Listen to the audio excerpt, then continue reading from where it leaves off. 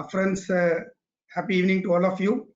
I welcome you all to this 2-day refresher course initiated by a committee of members in practice. We thank our beloved Central Council member, also the member of Executive Committee, C.A. Prasanna Kumar sir, who kind of saw that this program is initiated under their hem, and he'll be joining us shortly. He's held up in another meeting, so he'll join shortly and appraise all of us with the initiatives of the Committee of Members in Practice. So today we have joining C.A. Narasimhan Ilongovan, the most sought speaker when it comes to technology. I still recall last year when we had the ABCD of technology, where he was one of the speaker. The talk what he gave was well received, and whenever we think of technology, the first name which comes is Narasimhan Ilongovan. And today, though we have called him very in the early days when this COVID came, he spoke on the some of the tools. We said, nevertheless, there have been a lot of updates which have happened in last few months. So we thought we'll definitely have one exclusively targeting the smaller tools which CA can do in their office to increase his or her productivity. And as I told you, thanks to the COVID, what would have taken 3 years, 4 years, 5 years for a member to get updated, it's now kind of happening instantly. It has kind of within these 3 months, we are able to do all what could we do it through the technology. The biggest thing I will always tell is the bank audit was done this year with minimal 1 day or a half day visit to the bank. So everything was got at the system, all preparatory work was done, and only the physical verification of things for which there is no substitute were actually done at the bank. So thank you so much, Narasimhan Ilongovan for accepting our invitation to be part of this program. So before I request the speaker to address on the topic, I will request the Abhishek Murli, Secretary, to kindly introduce the speaker. Thank you very much, Chairman. My dear participants, Dynamic Chairman C.A. Dungarchan Jain, and Speaker of the Day, C.A. Narasimhan sir. It's a wonderful opportunity to be here on this important topic. I'm sure most members must be quite busy with the Vivad Se Vishwas scheme deadline date, which is on 31st. And I'm sure you're all aware that tomorrow, being Friday, is the last working day of the income tax, at least officially. So all your 154 notices, rectifications, anything that you need has to be dated tomorrow, because if you want to come under the scheme before 31st, if you have to do it, you have to do it by then. So I think the word that you can associate with doing this by tomorrow's date is productivity. And we have a speaker who is here today to talk about office productivity, which is also equally important. Like income tax efficiency and productivity, office productivity is also important, because after 31st, most of the deadline days would have finished. So you will be sitting in office waiting for further work to happen, or the quantification of the deadline pressure will be gone. So you must focus on productivity. So for that, we have an excellent speaker, C.A. Narasimhan Ilongovan, who is joining us today live from Bangalore. And he is a person who is a futurist, a GRC professional, a partner in a leading firm, and a senior advisor to various leading multinational companies. His areas of practice include data analytics, risk-based audits, privacy impact assessments, internal audits, ISA, SOX compliance, and SOC audits. He's a faculty in the DISA and CISA courses on blockchain technology and has authored more than 4 books on technology. He's a regular speaker at various national and international conferences and has often addressed even ISACA international conferences at Asia, CAS Europe, Africa, and was rated very, very highly as a young speaker in all these forums. He has spoken in Dubai, Malaysia, Bangkok, Saudi Arabia, Geneva, Doha, Singapore, Nairobi, and California also. He has been identified as one of the top 10 influential consulting leaders of 2020 and annual recognitions for torchbearers in the consulting sphere by CEO Insights magazine. So this is only a brief introduction about him. Despite all of his achievements, he's very down to earth and always smiling personality, and it's always enjoyable to interact with him and listen to him. Thank you so much, C.A. Narasimhan sir, for accepting our invitation. We're looking forward to your presentation today. Yeah, Narasimhan, over to you. We are eagerly awaiting to hear from you. Thank you so much. Let me know if you're able to see my screen, hear me clearly, and see me as well. All the 3 are okay? All is well, yes. Yes. Thank you, sir. Thank you. So while I cannot see you, I hope 2021 brings in a lot of good prosperity, happiness, and more important, peace of mind, despite the lot of things which are happening in and around us. And let me tell you, we are living a world where we are literally running. We just don't have time for anything. Just when we thought, hey, you know what, the new year 2021 is going to come up, we are now already sitting here with the deadline for Vivad Se Vishwas or Vishwas Se Vivad. I'm sorry, I'm not a tax practitioner, like Abhishek rightly mentioned. It's almost end of 1 month. And in this 1 month, we had income tax extended deadline, we had tax audit report uploading deadline. Tomorrow, I think 30th, 29th, some ROC deadlines. We are literally running between a day-to-day, pillar-to-pillar, post-to-post.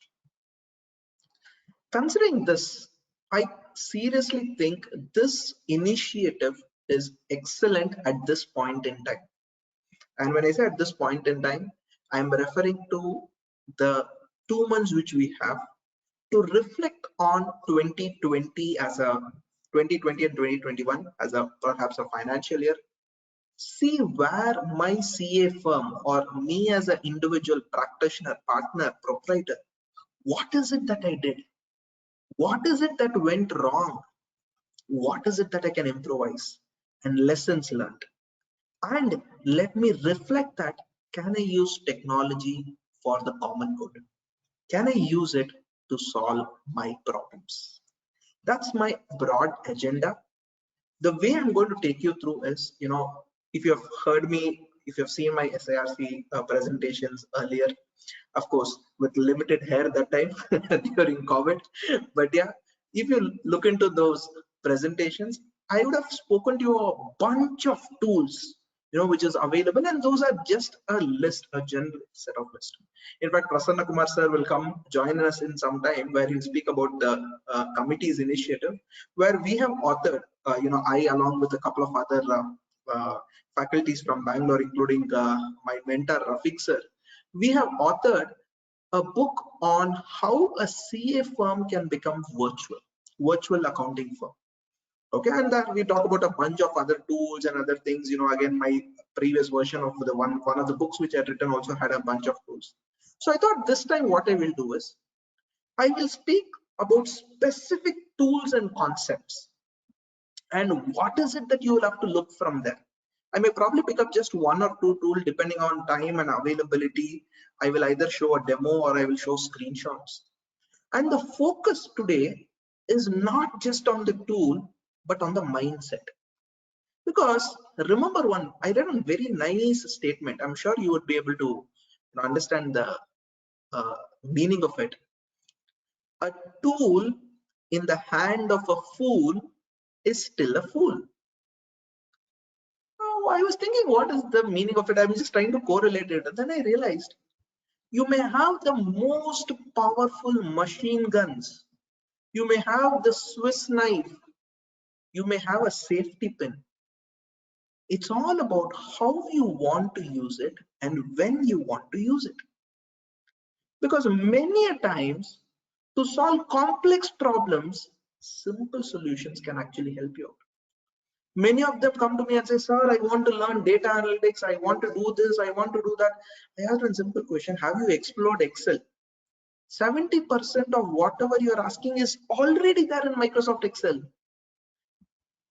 So that means we have to just go beyond what our line of sight is. Go beyond that. Let us not have a horse's vision. Perhaps a owl's 360 visibility is what we require. On that note, I think, and I am not doing much of my introduction, but just the last part of it, I've had an opportunity to author or co-author a few guidance notes and institute material. Digitizing CA practice is one which I authored for Karnataka State CA Association. DCMM 2.0. Okay, an implementation guide, highly recommended all of you to go and read it. It's available online. It talks about what your digital strategy is, How should you ensure you get digital? And it gives you a scorecard based approach. How do you measure your firm's digital assessment? And more importantly, it also speaks on what if my score is bad, how can I improvise? So that's something which is very critical, and lot of other information which you notice on this. General disclaimer, these views are just for educational purpose, not for a promotion, or not that I endorse, but just giving a few of my practical experiences, because a good number of tools which I have shown over here, I myself have used it, and I know the value addition it is bringing in our office. I would not say that I'm able to do 100% time saving, but it is significant. Okay, and I'll not go into the definition of significant of more than 20% or 50%, etc. But yes, definitely it is significant. So for those of you who want to get a complete view of all the tools which are available, this is a YouTube video which is available where I've spoken. You can always feel free to look into digitizing practice tools and technology of our profession. This I spoke during the COVID era. Of course, now we're still in the COVID era, but we are almost approaching the post-COVID era. So therefore, I thought I will speak about broadly three things. Okay, what is this post-COVID realities? What are these post-COVID realities? What are we seeing, and what is the trend going to be in the future? And of course, the core message, which is the productivity tools. And last, I'll speak about a few key tips which you have to keep in mind if I have to become a future-ready firm. Because everybody today, let me tell you, the biggest blessing which you can get today, okay, is to say, do not live for 100 years, have kids, bring money, whatever. The biggest blessing you need to have today is, may you be relevant tomorrow. Hear me out carefully. I said, may you be relevant tomorrow. My dear friends, that's the reality. Today, believe it or not, there are so many things whom we thought until yesterday was a complete necessity. After COVID, we realized that I can live without it. And you would be surprised that I know a few CA firms who have literally closed down their entire office or rather they've said that we will no longer have a physical office. No longer will have a physical office. I'm not talking about the TCS who's saying 25% we will have workforce, 75% working from home. Forget about all of them. We're talking about this.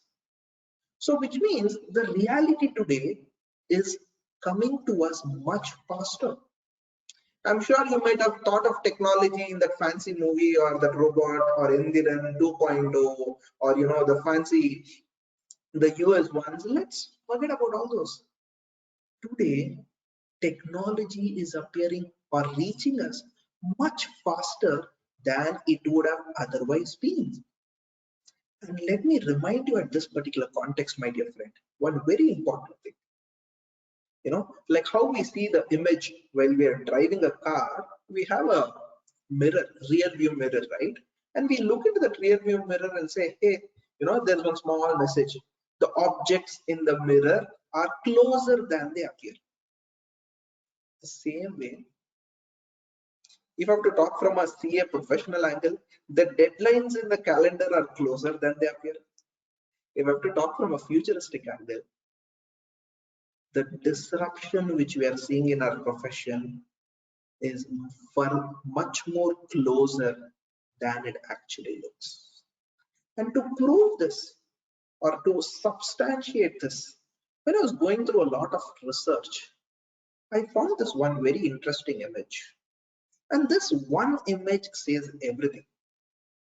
It says, humans are hooked, machines are learning. And my dear friends, that's the reality. With AI, ML, all of these technologies taking shape, we do not know what is going to the pace at which things are going to transform. We always thought that self-driving cars, India was not a market. But Tesla is incorporated, a branch of Tesla or a subsidiary, however you can call it, is incorporated in Bangalore somewhere in the first or second week of January 2021. What are we talking about? We are talking about technology reaching us much faster. And let me tell you, COVID has made this a reality. What would have taken 10 to 15 years got adapted in a span of just 3 months. And I think I personally feel, ignoring the casualties, ignoring all of those, COVID has been a big teacher for us. Now we will look into this very interesting statistics. This is a statistics of the future of jobs survey by an authoritative guidance. And this, who does this research? It's the World Economic Forum. So you can imagine a World Economic Forum document is obviously so much well thought out, so much research done. And you know what they say? There are some set of jobs which you see on the left hand side. In the future, the demand of this is significantly going to increase. On the other end, you have a good number of jobs which in the future will no longer be relevant. And you heard me right, no longer be relevant. I said, okay, what is that? This is just some news. And you would be shocked to see the top 4. I repeat, the top 4, my dear friends, the top 4 has 3 topics which is extremely close to us: data entry clerk, accounting and bookkeeping, accountants and auditors. If this research or the survey took place prior to 2020, in the year 2018, and it said that data entry clerks, accountants, bookkeepers will lose their relevance, but not at the pace at which it is taking place. And fortunately or unfortunately, we as a profession, we are among the top 4 in the decreasing demand. You might say, no sir, this happens to the neighbor, it will happen to the third world country, it will happen to a foreign country, not to India. This is a global statistics, I agree. But they also presented an Indian statistics. And they clearly made a mention that these 3 items which you see is still within the top 10.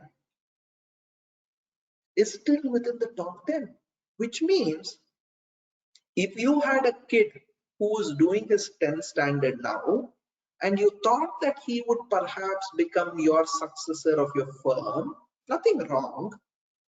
But by the time he comes into the profession, robots would be doing audit. Accounting is going to be bot driven. That is a key trend which is going to happen in the future. You'll have to invest time, of course. You can't expect things to happen. And remember, if we do not invest time in this, we have already seen the disruption in company incorporation procedures. We used to at least charge about 20 to 25,000, sometimes even 50,000, in some large cases even about a lakh of rupees for a company incorporation. Whereas, my dear friends,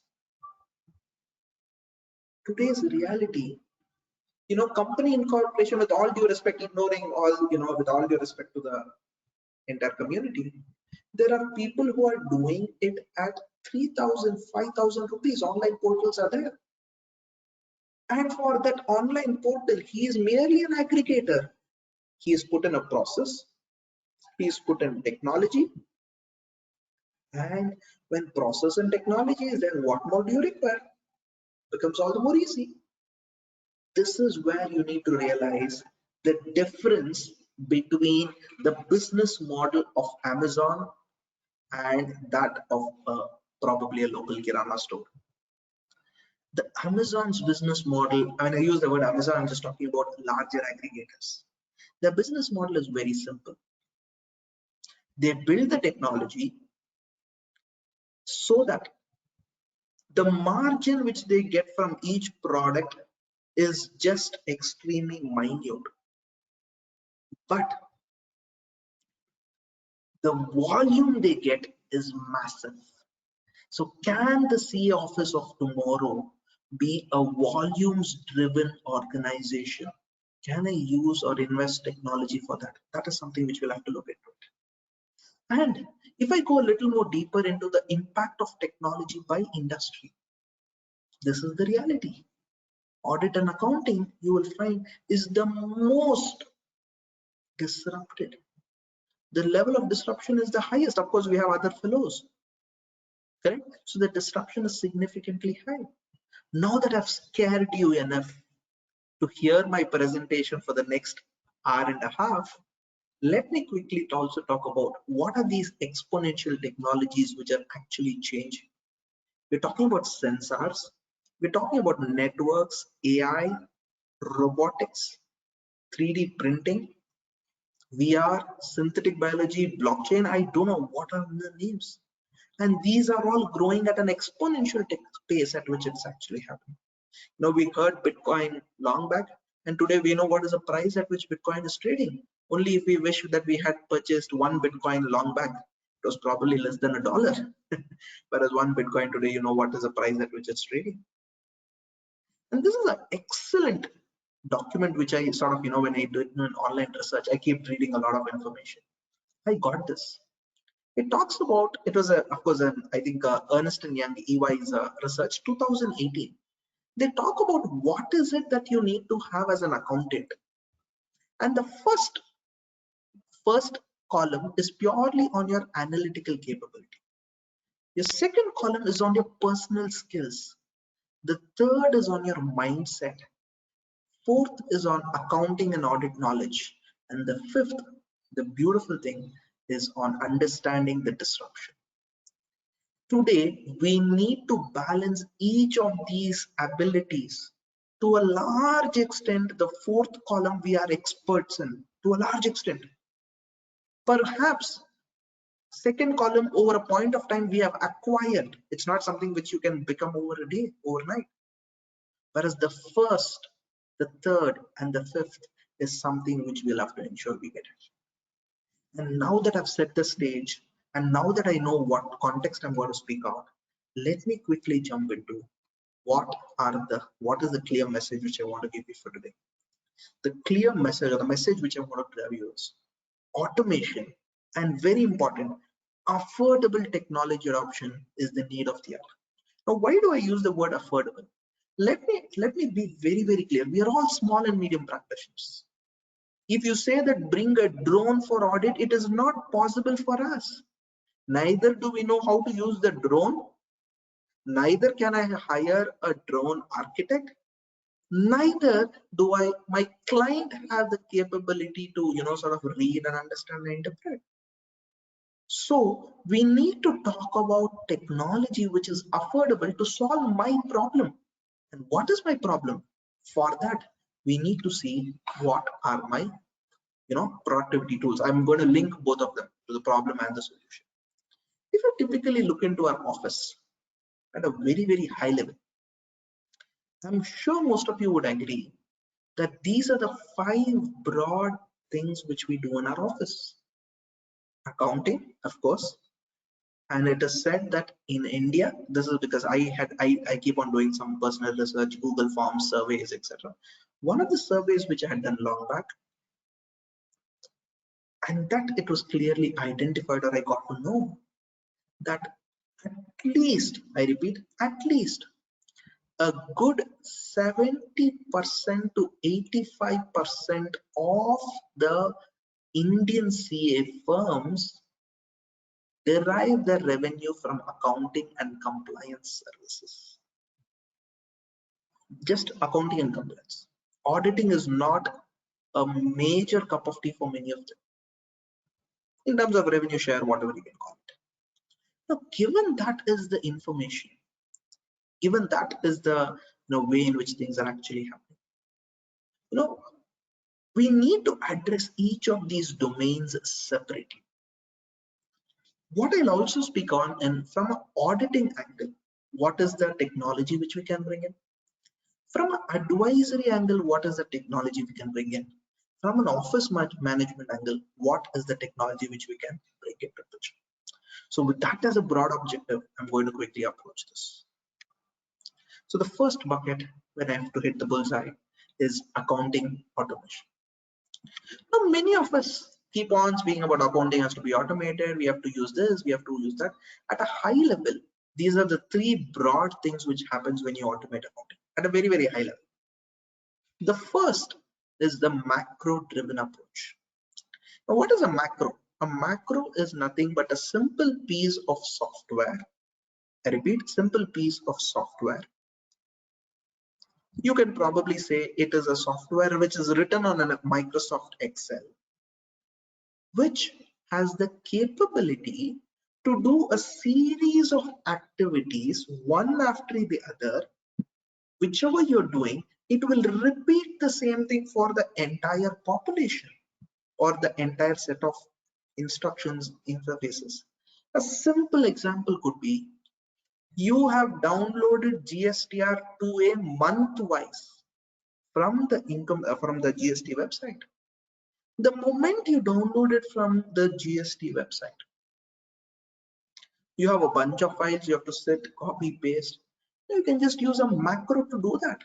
Of course, if you're using a latest version of Excel, you can use a Power BI. It's called as a Power Query. You can just append files and you can use it.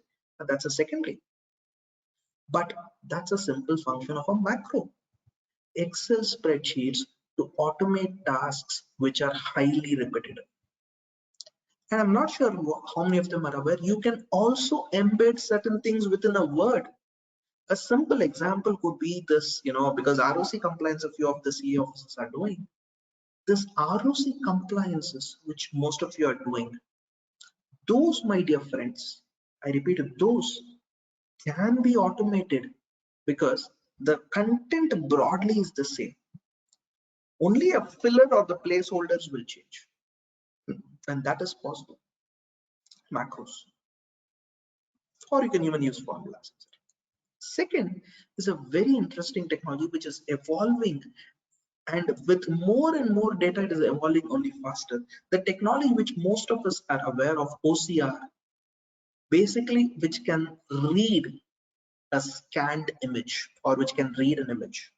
The software that can enable extraction of data from different types of documents, it could be an invoice, it could be a purchase order, whatever you can call it, and push it into an ERP system, Tally, SAP, Oracle, NetSuite, whatever.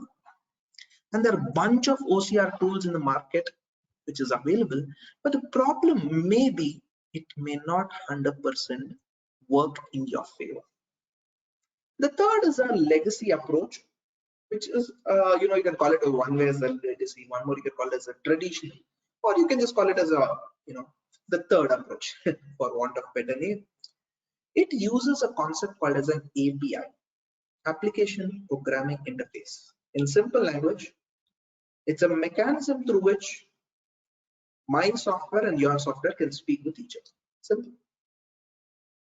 And today, there are many solutions available who's able to pull the data from the GST website and push it into your system.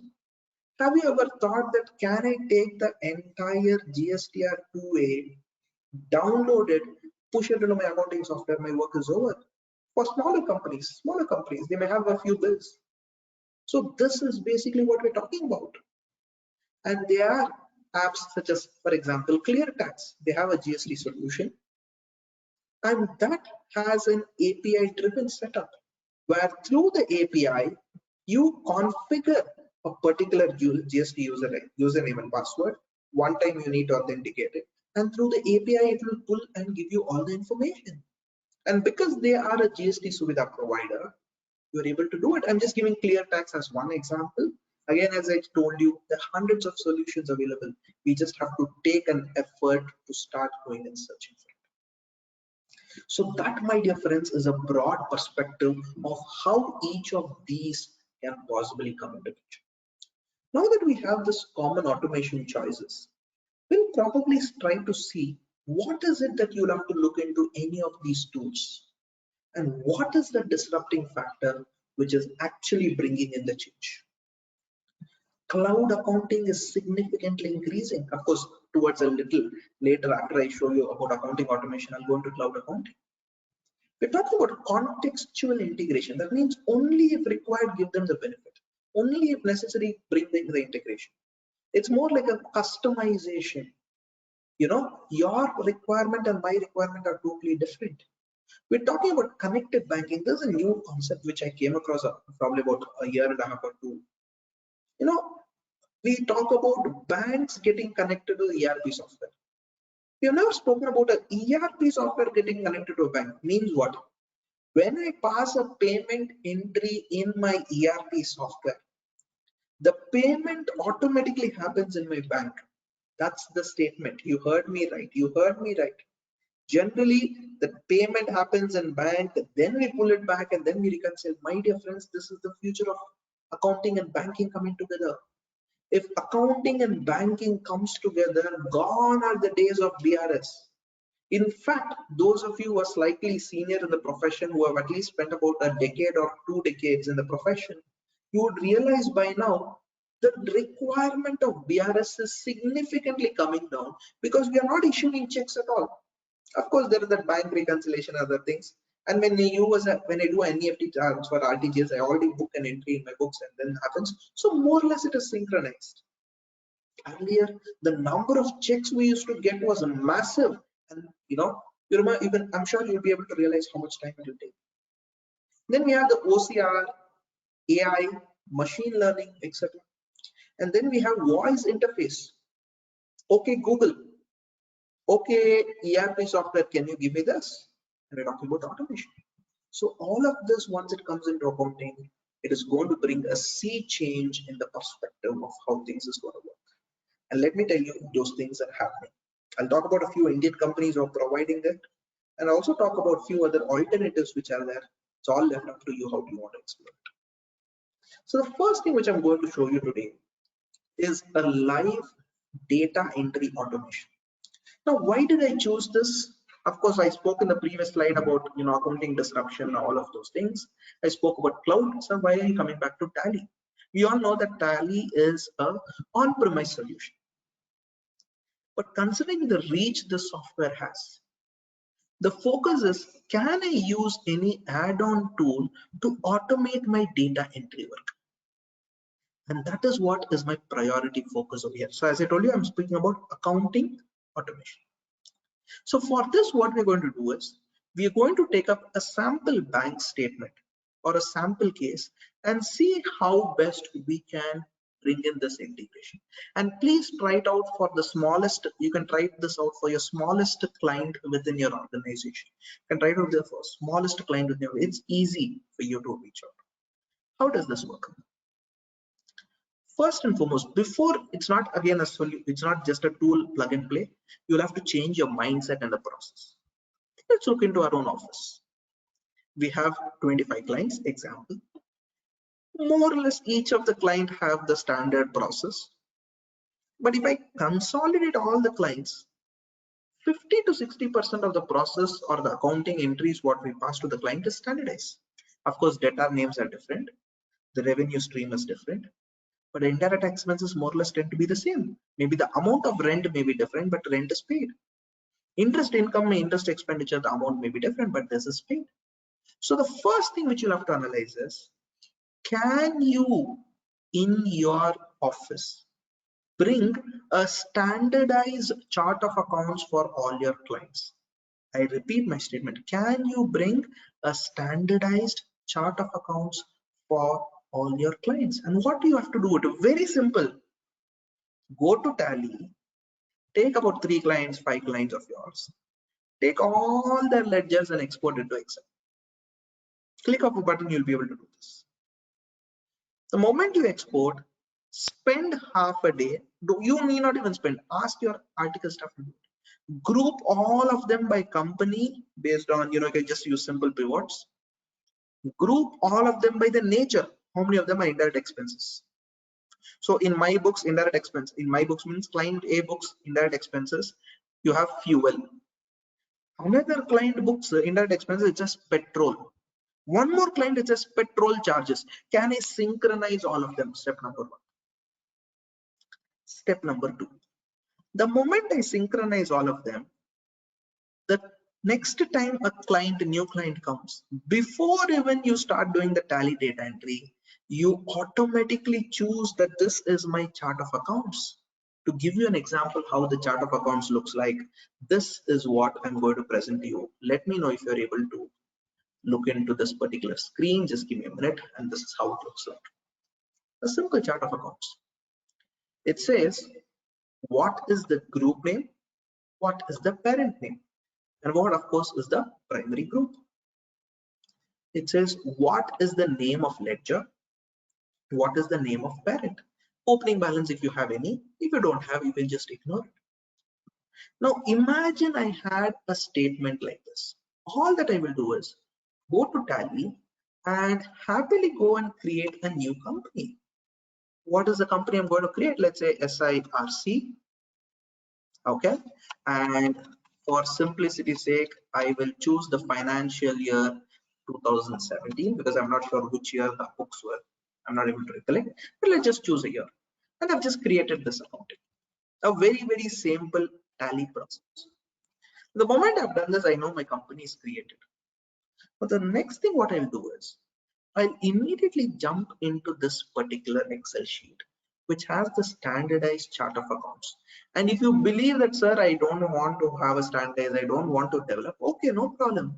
The software which I'm speaking about, you can notice here, it is an add-in to Microsoft Excel, and it's called E2Tally Soft, and it's by an organization called Windsor Infotech. So what you can do, my dear friends, is a very, very simple exercise. Just go click here. They have an option called as a template. Okay, let me zoom it for the benefit of all of you because I know you're looking onto the screen, sometimes a little difficult. So I go click on this E2Tally Soft. All that I do is go to this option called as templates. I have an option called master, voucher, invoice. Let me simply choose this option called as master, and it tells me, hey, do you want a sample data ready to fill in, download, open. The moment I do this, I get this sheet. Now all that I'm going to do is just import this into my tally. Okay, before I import, let's look into what is the number of ledgers I have. So normally we all know that if we go to accounts info, ledger, display, these are the two default ledger accounts which is created. Correct. Of course, we also know that if I look at the day book, there are no entries as such because this is the first step I've created.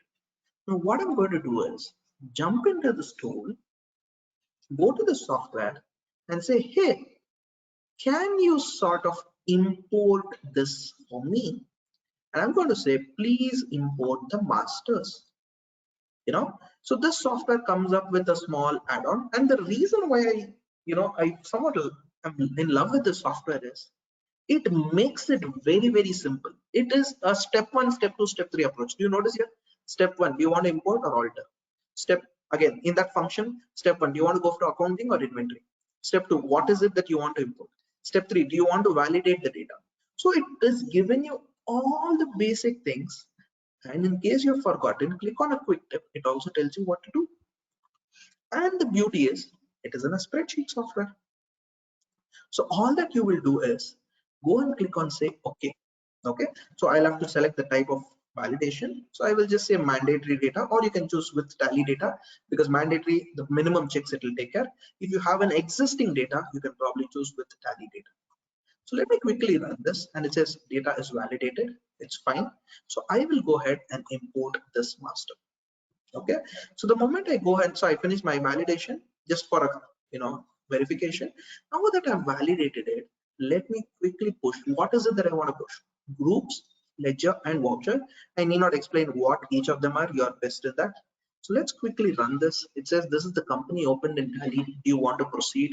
And look at this. Click of a button. You notice the pace at which it is uploaded? It's over. It's over. You heard me right. I haven't even completed the sentence, but it was able to create 256 ledgers. I had a case where we had to take up apartment association accounting. And each accounting, that gentleman had maintained some Excel sheet or some sort of a format, and I had to put it in Tally because I had to do it. And this gentleman came to me in the last few days because of various reasons. I used this tool.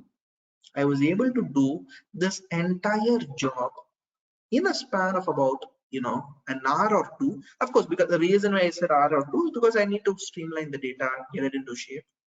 I was able to do it. And the beauty is I was able to input, of course, finalization. It definitely took half a day's time. I'm not saying that click of a button everything happened, but imagine if you had to sit and pass this many vouchers. Forget this. You are dealing in a client who's entered into e-commerce. All these will happen next year, my dear friends, because your clients did a lot of experimenting from 1st April 2020 onwards because they needed business. Many of them entered into tie-up with Amazon, Flipkart, Snapdeal, etc. Now that volume of data next year for accounting is going to significantly increase for you. At the same time, remember one very important statement. Your fees is not going to increase. Why? All of them, especially SME clients, are facing a lot of heat. And it is obvious that we cannot expect them to pay more fees. So the question is, can I reduce the effort by using these things? Okay, so now that I've imported it, I'll quickly say save the statistics. It gives me some statistics, this is the file I've created. Now what do? Go and verify. I go to my accounts info, ledger, please display. Here you go. Do you notice this? All the ledgers are over here. And how much time does it take for you to do this? Click of a button. And imagine if you had standardized type of clients, my dear friends, a big advantage, a big advantage. Correct? So you can actually streamline things. Not just that, you can also check in what are the group types, display the group types. Here you have the various group types. Of course, few of them are basic default, many of them have been created. And the voucher types, not to forget that, display all your voucher types. All of them are ready. So now that this is being set up, I think what we'll have to do is to do something very specific. Can I go ahead and take a bank statement and automate it? So let's see if I have a bank statement. Yes, I have a bank statement, some basic transactions. What I've done is in this column, what you see as the name of ledger, I have manually typed what is this ledger description. Of course, it just for the purpose of our discussion, I've just put in basic names. So, it's clear that this is a withdrawal amount, this is a deposit amount, and this is the name of the ledger. Now, the next biggest challenge is the client gives me a bank statement. It runs into 300, 500, 800 line items, and it takes a huge amount of time for me to go through it. But there is a simple way in which you can do it. Just to take this, whatever bank statement, what you have, put in a table, Control T is the shortcut. The moment you do this, you can do a lot of filtering. So the moment you go filter and say that, there is something called Zerodha. The moment you go click Zerodha, maybe it's investment. So just go check whether the appropriate name and go and enter it. Choose this entire thing and enter what it is. So this way, my dear friends, you can finish classifying this bank statement analyzing in a half an hour to 1 hour span. The moment this is done, this is where your magic begins. And if you feel that something is challenging, give it to your article staff is going to do it. And what you're going to do is click on E to TallySoft. This is the software which is explaining. They have something called as convert to vouchers, if you can notice here. And there are various formats: salary statement, purchases, sales, bank statement. I'm going to choose a bank statement. And do you want to configure multiple sheets? All these multiple options are there. Let's go very simple. I'm just choosing the current worksheet, and I'm saying first you connect to Tally. The moment I connect to Tally, it is now speaking to Tally. And in my Tally, you all know that I have a bank account, State Bank of India. So if you notice over here, it displays that these are my bank accounts. Yes Bank, HDFC, Canara Bank. So let's presume I choose State Bank of India. Now it says, where exactly is this table in this sheet starting? So all that I have to do is click on 21, this particular range, because that's where my table heading is. And the moment I say okay, it sort of pre-fills it and says A62 is where your last item is. You can just sort of confirm it by going through it, and here you have it ready. So you can simply say your column heading is A21 to A62, and then you have a corresponding enter corresponding. Do you want to pass all of these entries against one ledger or multiple ledgers? I choose multiple ledgers, and where is that?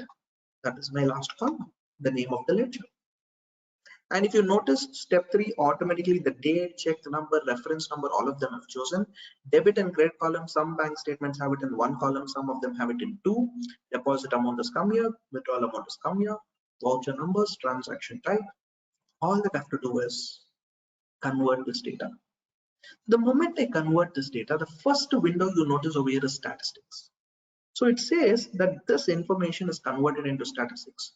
This is for your confirmation. What day the bank statement begins, what day the bank statement ends, how many transactions are there, what is the total number of debits, withdrawals. So quickly go through it.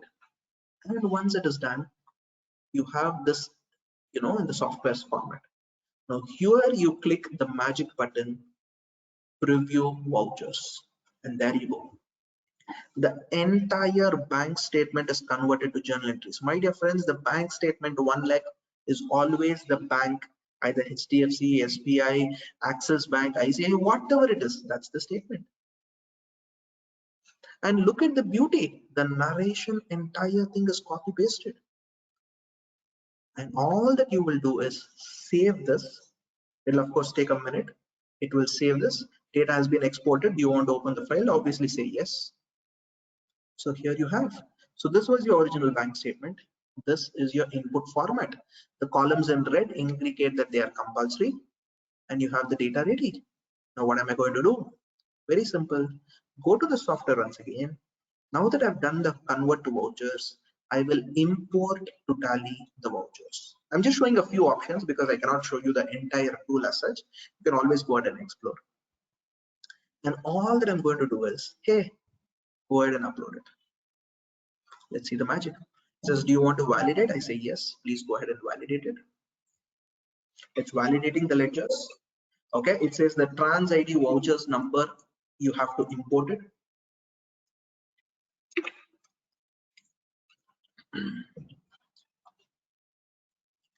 So let me try to do import to Tally with auto number vouchers. Okay, so a little auto number. Let's see if this goes through. Okay, it's again creating an error. So let's simply copy this, just create a reference.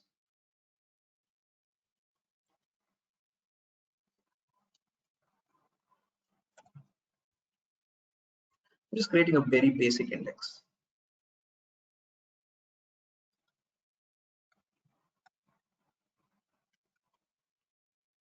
Okay, I'm just creating a very basic index, saying that this is going to be my trans ID just for identification purpose, and hopefully this time it should not create a trouble. Let's import it.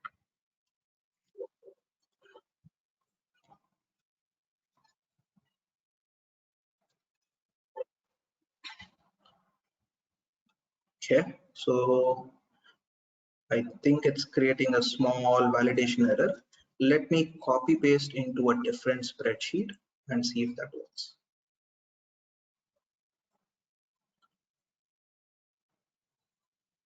I know which is our favorite saving place, which is desktop.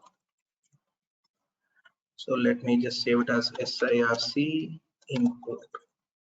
Okay, and then quickly click on vouchers, auto number vouchers, and please go ahead.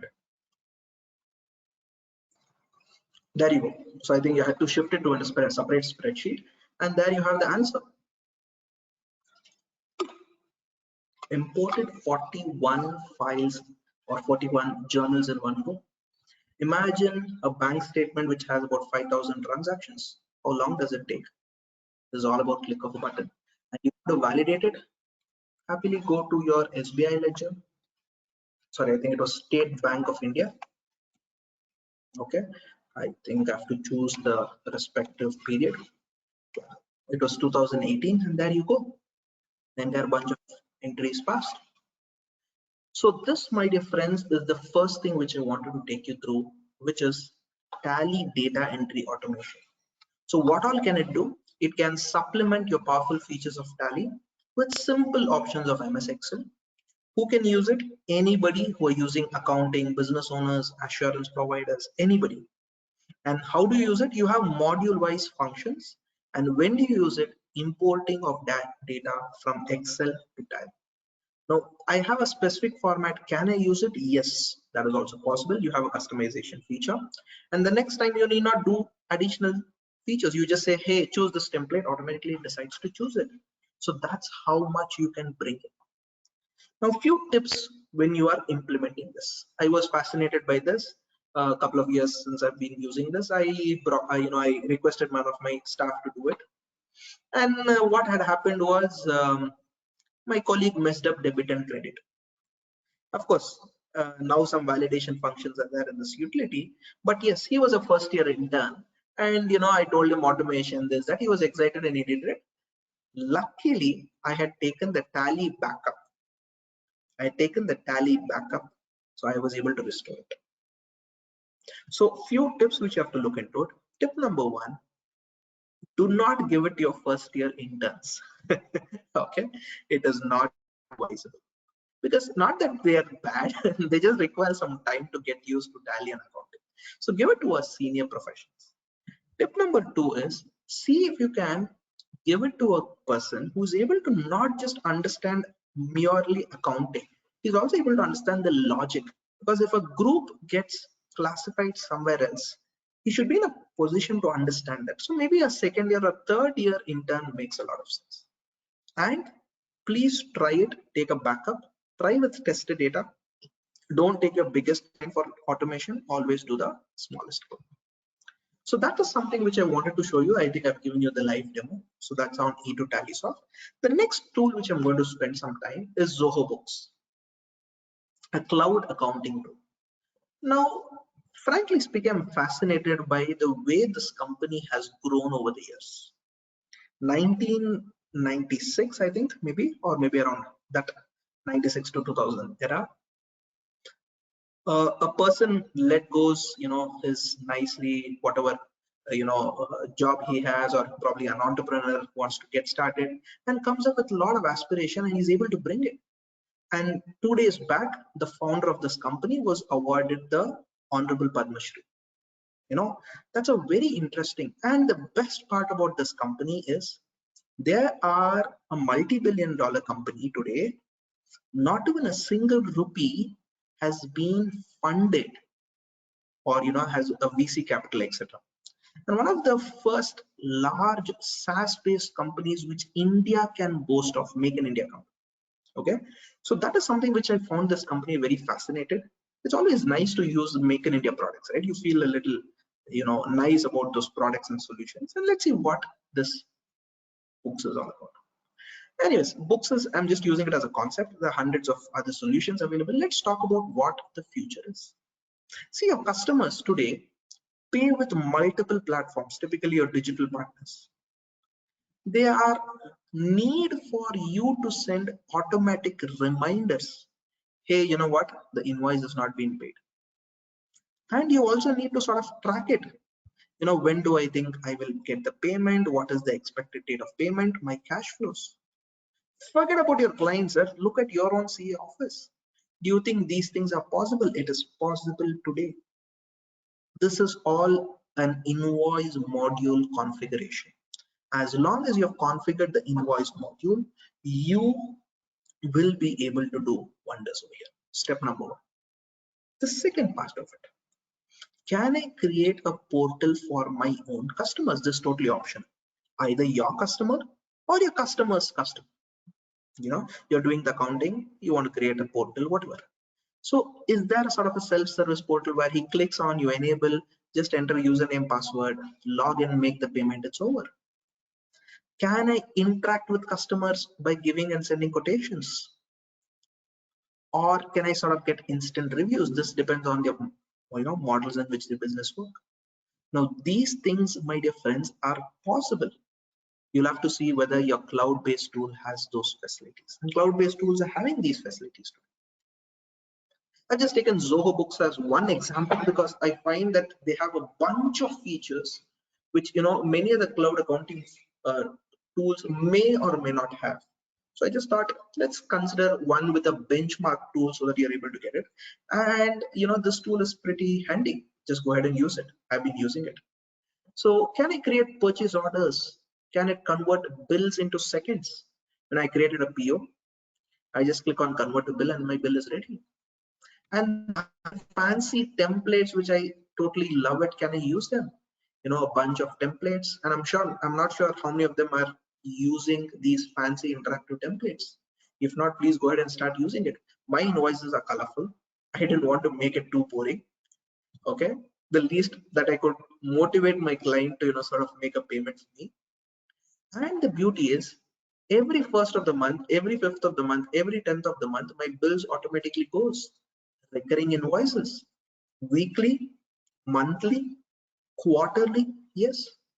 So therefore, this is to a large extent taken care of my headache, because many times what happens is we do the work and we forget to bill. At least my recurring clients are taken care of, and I've been using this at least for my own office. And a few of my clients, I slowly started migrating to this. A lot of value addition we are able to get it. Create a cloud-based account. It comes with a lot of features. And because it is over the internet, it is configured, powered by email, etc. Alerts can go realistic. And every week or a quarter, fortnight, I get an alert. What is my cash flow position? What is my balance sheet status? What is my P&L status? And this gives me a good visibility in terms of where I'm heading into, what I'm doing. Correct? And not to forget, you have an inventory module itself. Starting from your purchase order, your bill, your stock, your reorder level, EOQs, the invoice, category-wise aging analysis, a bunch of them is available. And many of them think that, inventory of stock shares, my client does a lot of things, can I buy it? Go ahead and try this. You have product in, product out. You can identify FIFO basis. I'm sure way back in our costing, we had the stock ledger, which we had to prepare. It's all digital, it's all available. And there are also add-ons which are there, which you have multiple warehouse, tracking of shipment, receivable packages, market integration. Maybe for an e-commerce sort of a setup, it may be handy. Be that as it may, I'm just talking about concepts which you can definitely consider within your tool. And this is a very interesting thing. Connected banking. Execute banking transactions from your accounting software. Whoa. So don't you think this is a revolutionary concept? If a banking transaction is executed from your accounting software, imagine the amount of time I will save. I need not pass entry in the first place. I need not go log in there and do all of this. Of course, not all banks may have this facility. It depends on whether you have the tie-up, API, technology, infrastructure, etc. So you can pay your vendor. So you have a bill, which you accounted the bill, and after that X day, go ahead and make the payment. And if you feel that you as an accountant, you want to have the payment access or make a checker access, you go ahead and have the maker access, let your supervisor have the approval access, go ahead and do it. Correct? You can automate bank reconciliation, automate reimbursement, employee reimbursement, requesting of loans. And all of this, my dear friends, is possible thanks to the tools available. Now, this is where you will have to decide, how do I sort of pitch in? Of course, I'll speak about how do you convince your client to come into this a little later. But yes, these are options. And you can also connect to the bank to fetch direct feeds. Now, what is direct feeds? Now, this is a XYZ bank. It can connect and it can link directly, and you can notice all the transactions over here. You made a payment to somebody else, you've automated, and in fact here you can write rules. A simple example could be if you have connected an OD account, the moment you say cash and then you find in the deposit column, click all of cash, apply a rule saying all cash, transfer it to cash account. Entry gets passed. So that is the level to which you can actually bring this. Connect to bank and fetch feeds directly. All that you have to do is refresh your bank statement, comes here automatically. And if you're not available, if your article staff is not able to come to office, wants to work from home, not having technology, no problem. Enable this using a mobile app, he or she can do it.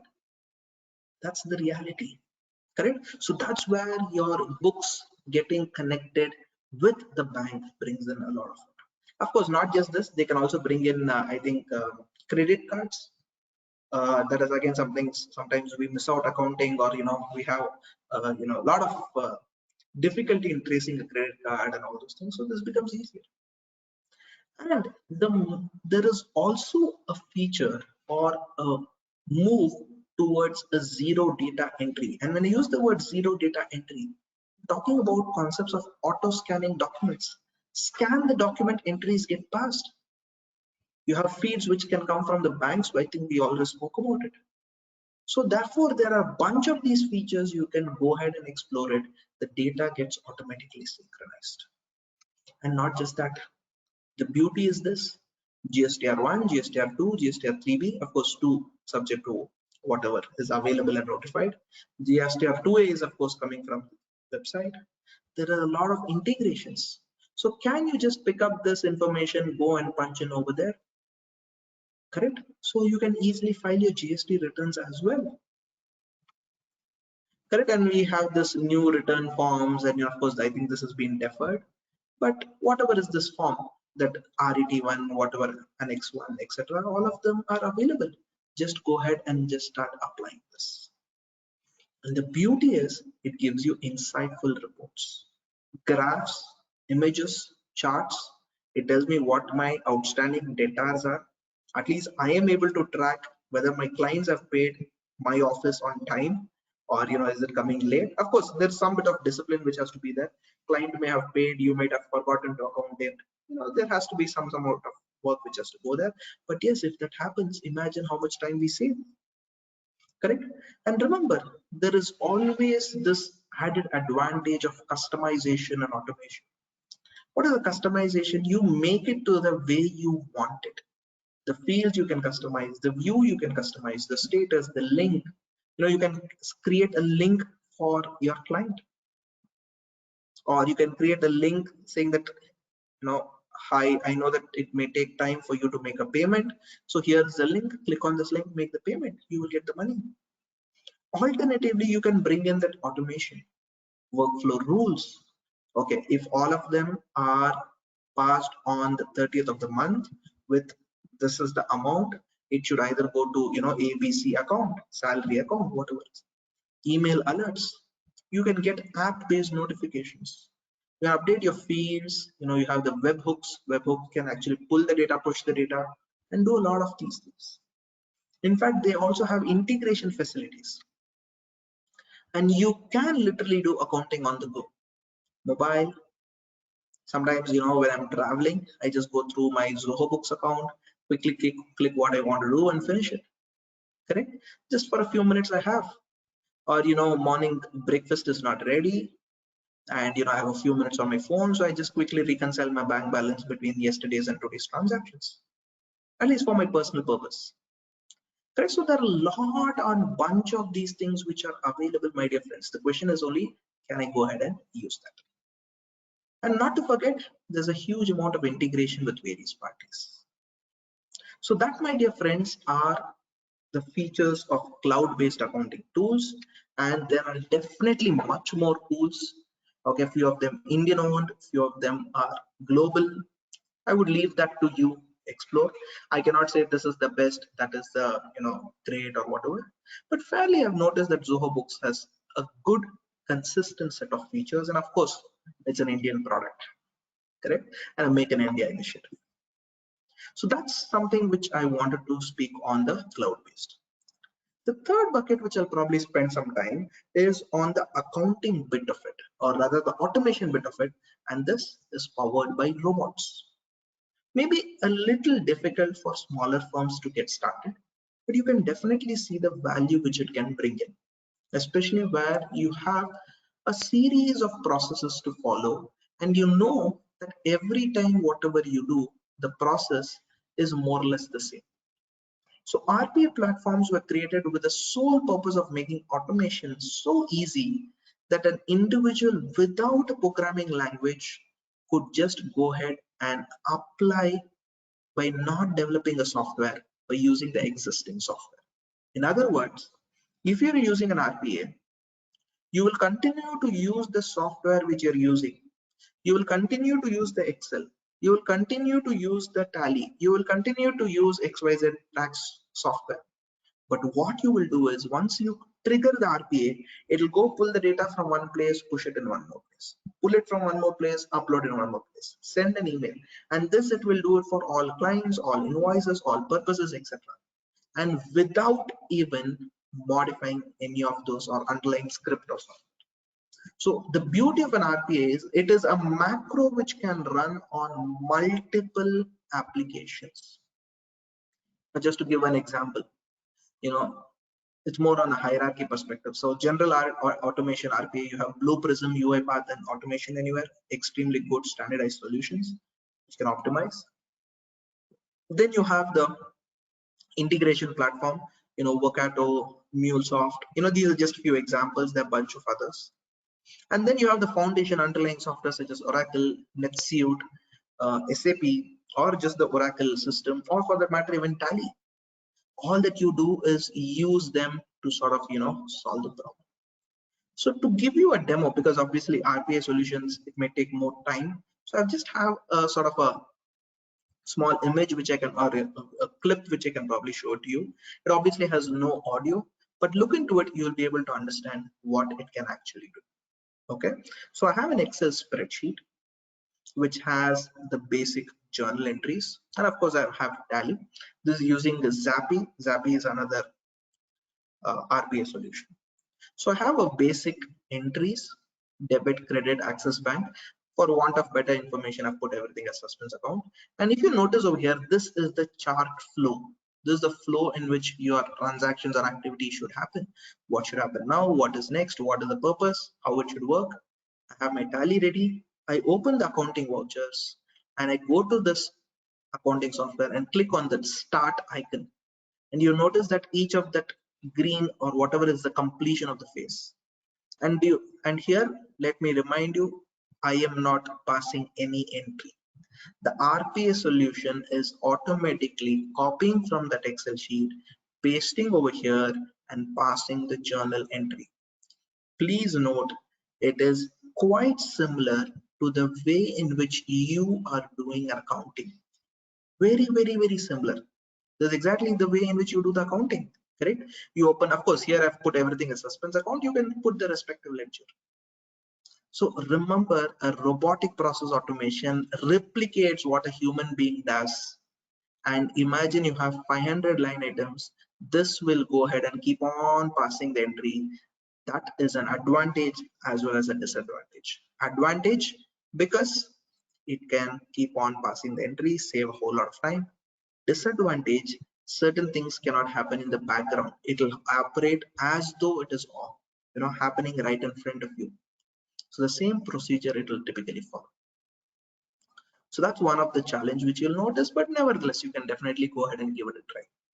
On the contrary, the first application which I showed you, which is E2T or E2TallySoft, is purely a automation tool. It's not a robotic automation, it's just an automation. Correct? So I hope you're getting a difference between what these tools are. I know some questions are coming in. Probably I will take one or two after I finish the accounting domain, but I hope you got clarity on this. Oh yeah, so that's the end of accounting section. Before I head into auditing, are there any questions which the audience have which you want me to take it up, or I can definitely look into a bunch of them. I spent a good about half an hour to 45 minutes on accounting automation because that is one area where we spend a significant amount of time. When I jump into auditing, you will notice that, I'll speak about a few more tools which can help out during our audit. Yeah. If there's any questions, I can take one or two, or I will quickly move ahead with the next.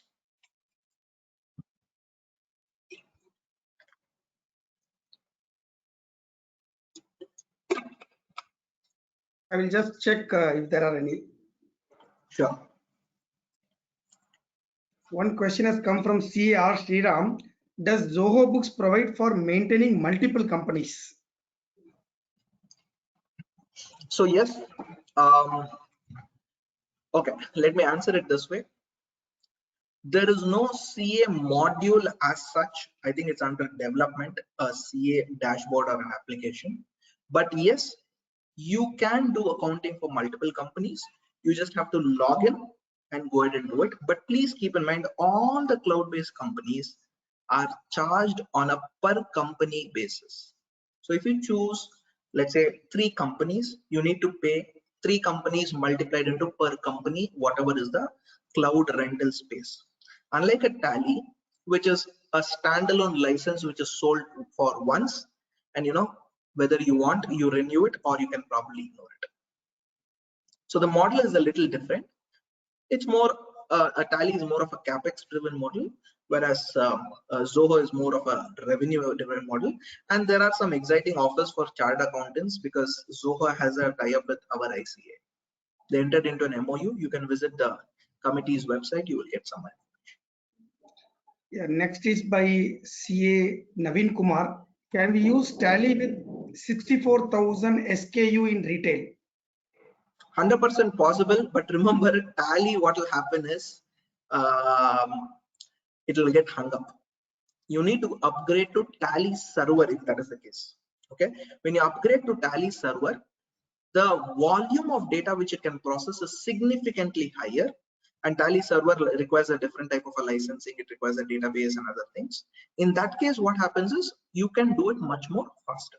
This E2 Tally soft does not have any restriction, but what I suggest is pick up piecemeal approach. Maybe instead of doing 64,000 files at one time, which may take a longer while, make it about 4 files or 5 files or 10 files depending on the file size, and go ahead and do it. As long as your Tally is supporting, E2 Tally will work. Yeah, few members want to know whether this session is getting recorded. It is indeed getting recorded, and we'll be sending an email with the links and also putting into the SIRC past programs list as well. There's one more question which has come from CA Venkateshan. Is Zoho Books access bank statement directly from bank account? Yes. So what happens is Zoho has built-in API integration. If you remember, I spoke about that, through which there is a third-party secured channel powered by SSL encryption, through which you will go through whichever bank it has access, HDFC, ICICI, State Bank, Kotak, whatever is there. They have a list of banks. Some of the banks, they may not have the capability, or rather the agreement, rather than capability agreement, and they would have interfaced that. And as a result of which, in your Zoho platform, you will be able to get all these things. And from what I noticed is that they have a very good sizable banks. Most of the Indian banks are covered, at least the larger ones. Narasimhan, I have one question for you. Please, regarding this RPA, which level of firms should actually think of implementing RPA? Because we do not know what is the range of the cost. It kind of ranges from what amount to what amount, one. And how can it help professionals in do their routine jobs, which they kind of do it routinely, which RPA can be used? Is it advisable for professionals to use RPA? Got it, sir. Very good question. Very good and a very relevant question. Because this is one of the bigger questions which slightly firms who are thinking that can I use RPA for my office can get have this in their mind. First, let's break that word RPA, robotic process automation. Now, can I bring automation to my office? 100% yes. Even the smallest of the office or the biggest of the office can bring in automation. For that, your process has to be standardized. So if a process is standardized, what is the meaning of standardized? Whether it is an apple or the orange, whether it is client A or client B, the way in which I treat will be same. I'm talking about the accounting treatment, or when I'm talking about the GST filing, whatever it is. If the process is standardized and if you want to bring in automation, that is when you bring in a robotic. Many a times I've noticed that Excel macros can solve your problem much faster than expensive RPA solutions. Why and how? This is where you have to be very, very clear. When you're dealing with multiple interfaces, multiple applications, you download from one application, from that you format it, from that you put it into GST website, or your GST software, from GST software you put it to that, you're dealing with multiple applications. You can use an RPA. A classical case is, I have a few of my friends who specialize in GST, and they have, their clients have invested in RPA solutions to extract the data for GSTR 2A, 3B, and etc. Because they had to do a lot of formatting, etc. They built an RPA solution. They were able to do it. On the contrary, many of them do not realize using Excel itself, you can do a lot of these things. So whether to use the R or whether to use just the PA, I would say you will have to take a cautious judgment, because an RPA comes with a cost, a fairly large cost. If you take a UiPath license, I think it's about $1,000. $1,000 is expensive for a smaller firm. If an organization is constrained, then it makes sense. So therefore, maybe we should take a cautious call between an Excel automation, macro-based automation, or going a slightly advanced for a robotic process automation, because the cost is definitely there. But yes, it can bring a huge amount of savings. I'm not sure if you're aware, the RBI itself has said that the NPA classification for this year onwards has to be done through process automations such as robotic process, etc., etc. Yeah, thank you, Narasimhan. In fact, you have answered the same way what Mr. Pratik Kapoor answered in one of his RPA sessions. He said that small headache, just take a tablet, don't go to a doctor. It'll be expensive. So that absolutely, because many a times what happens, many a times, like what chairman sir rightly pointed out, many a times what happens, to solve, to just clip the grass in your garden, you don't require a big machine. For all you can just use your hand and move it off. It's a small garden. You don't require a tractor for that. Correct? So I think, we'll have to look into it very cautiously. But I think automation is something which you have to seriously think. Excel based automation has got a lot of utility and applications. We have been able to develop small solutions like a cash flow automation. A client of ours required a simple daily analysis of how much bank statements are there, how much shares are being sold, how much shares are being purchased, how much mutual fund liquidation is there. So we had that rule of T+1, T+2, T-1, all of those. We pumped in all of those rules. We had the standardized bank statements which used to come in Excel and a PDF or a text format. We just told them, you dump all of them into the folder. You just run a button. You will get the cash flow forecast for today and tomorrow. And this activity was, the client took at least, I think, about good 2 hours every day to do it. Thanks to the Excel based solution we were able to develop, he takes 20 minutes. In the 20 minutes also is for validation of the data, just to verify all the checks, because obviously automation cannot be 100%. There could obviously be some sort of an error. So you can imagine daily if you're saving 1.5 hours, that means you can take up much more client, or even if you don't want client, you can ensure that you go home early and surprise your family or your spouse. Okay, moving quickly to the next bucket, because I'm presuming there are not many questions. I'm quickly moving to the next bucket. How do I bring in auditing automation? And at this point in time, let me understand, each of us have different audit work papers, different formats, etc. Therefore, I'm going to focus more on what exactly the high level audit automation is, and what is it which is available for us in a layman approach. Generally, when we speak about audit automation, one of the biggest thing which is spoken about is data analytics. Okay, data analytics, the power to analyze digital data.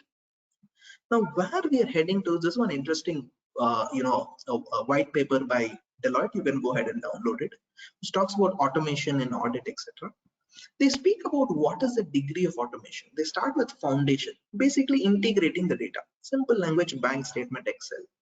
Now Excel with something else, basic integration. Then you go into analytics, where you sort of do some bit of modeling. You do some bit of visualization with the data. You do some bit of analysis. Then you can bring in certain rule-based setup, robotic process automation. Remember, robotic process automation is not artificial intelligence. It is a rule-based setup. It cannot interpret on its own unless it has a previous history or a perspective. Whereas cognitive intelligence is where artificial intelligence is coming into picture. You have your natural language processing, machine learning, ability to read and understand documents, ability to read and understand your voice, you are speaking, it is able to understand. So a bunch of these things comes into picture. And if you look into throughout your audit exercise, a lot of places we can use this. You'll notice that the first icon, which is the analytic techniques and dashboard, in every column towards the end you will find it, because you can use data analytics across. Whereas RPA or NLP or natural language generation, these are used in a specific case by case basis. So this is where you can define into what are the key activities. In the risk assessment, you need to do for a whole bunch of these things. Of course, if I speak about data analytics, I will go for hours and hours, because that's another favorite topic of mine. Maybe we'll reserve that for a webinar on a different date. But yes, you can use analytics for a bunch of these functions which is defined over here. Risk assessment, audit planning, design effectiveness, field working, and you name it, you can use it. But the trouble over here is these solutions may suit larger entities or larger firms. I am a small SMP firm. So can you make it much more simpler for me? And that's where we're going to use some bit of Excel and some bit of analytics also. Just to give you a perspective, these are few of the internationally used tools. I'll speak about Indian tools as well. In the left hand side, you speak about what is the use case of the need. This is from, I think, ACCA website, a blog which I found it quite relevant. Right hand side, you have the possible solutions, teammate, data, caseware, idea, a bunch of these things. Those of you who dealt with or heard of the tool called idea and ACL, those are the very standardized audit tools. ACL is acquired now by Galvanize, so it's called Galvanize ACL. They talk about robotics or whatever. So from an Indian, I'll come back to the Indian tools as well. You'll have to just give me some time. And let's not forget how artificial intelligence is increasingly being used in audit. And I'll show you one use case where you can use it for your audit. You can use it for your audit. Either it could be internal audit, statutory audit. Let me show you a live case. And this tool is already available with most of you. You do not know it, it is already available with you. Okay, let me show that you will realize that. So you have on the extreme left where you don't have AI. You do some basic analysis, Excel, number crunching. You can bring in automation. You can bring in RPA. You use basic algorithms. The moment you bring in intelligence, that is ability of the machine to interpret data, we call it as cognitive. So cognitive has an element of process automation. This, if the machine is able to learn and unlearn on its own, we call it as a machine learning. That's where your predictive and prescriptive come into picture. It is able to have a large set of neural networks, quite similar to that of our body. So somewhere the tip of my finger touches something hot, the sense goes over here and immediately I react. Correct? So there is a body filled with neurons, quite similar to that. And then you have AI, which is coupled with deep learning. This is what is used in Tesla cars, computer vision, and things like that. This is what is used in drone audit. Drone, if it is used in a mining quarry field, it uses deep learning. It understands the pattern, takes the image, analyzes that. Correct? And if it noticed that there is a heap of mineral ore, but that mineral ore, 5 heaps and the 6th heap is totally different. Maybe inside the heap, reality is that there is some sort of a stuffing which actually is not the ore but just inflated for the purpose of showing or for books or for whatever XYZ reason. So there are a bunch of these things which are possible. But let's come back to our simple thing. How can I use analytics within Excel to do a lot of interesting insights? And I'm going to talk about 5 to 6 few or lesser popular tools or functions which are built within Excel. Okay, Microsoft Excel by default has that. Okay, so are we ready for that? So let me quickly close the files which is not relevant, just to ensure that I don't have hazards. Okay, and here I have, let's talk about a simple thing. I have a very simple data like this. It talks about a serial number, it talks about the chapter, it talks about the date and consumption. Of course, the date is in slightly a unique number format, so I will just hit on Control 1 and click on date, and it gets converted to the date format. Okay, now this is it. Now, assuming you have sales like this, purchases like this, and this comes for audit, and you have to get started with an auditing exercise. Now, we all know that we have to do sampling. We want to verify 100% of population. Is there something which I can do? Now, I'm going to show you a few simple tips. Without much of any large exercise, you can bring in automation. Okay, so the first thing which I'm going to do is, the moment I have digital data, I really prefer adding a table, Control T. The moment I add a table, if I want to bring in any more new things, it is much more faster. Okay, and the moment I add a table, I can go to this last column and just have the subtotal. Okay, I just did an Alt plus. Of course, this is not an Excel workshop, but this is definitely to tell you what is capable, what you can additionally do. And look at this here. You can notice there are a bunch of options available by difference. I can calculate the average, I can calculate the count, I can calculate the count of numbers. Coincidentally, here numbers are there. Now, for example, if I delete this, or if I have AA, okay, so my count is 60, whereas my count of numbers is -1. Correct? You notice that. Okay, then I can also bring in what is the max field, what is the minimum field. I can bring in the sum, I can bring in the standard deviation, I can bring in the variance and whatnot. Correct? So variance is standard deviation. These are all more used for statistical analysis. As we speak, most of us within our offices, we don't use these statistical analysis. Okay, so this is a quick tip which you get. The second thing which is very powerful, and which is my personal favorite, this is where you use AI inbuilt into Microsoft Excel. Click on this home tab. Towards the extreme right, you have intelligence driven in Microsoft Excel. It's called as data ideas. Click on data ideas. The moment you click on data ideas, look at this. Microsoft Excel is analyzing using the artificial intelligence, and you have a bunch of reports in the right hand side which is ready for you. Do you notice this? A bunch of reports are there. And here, if I say, I can actually go ahead and type, show me month wise consumption. Okay, so it says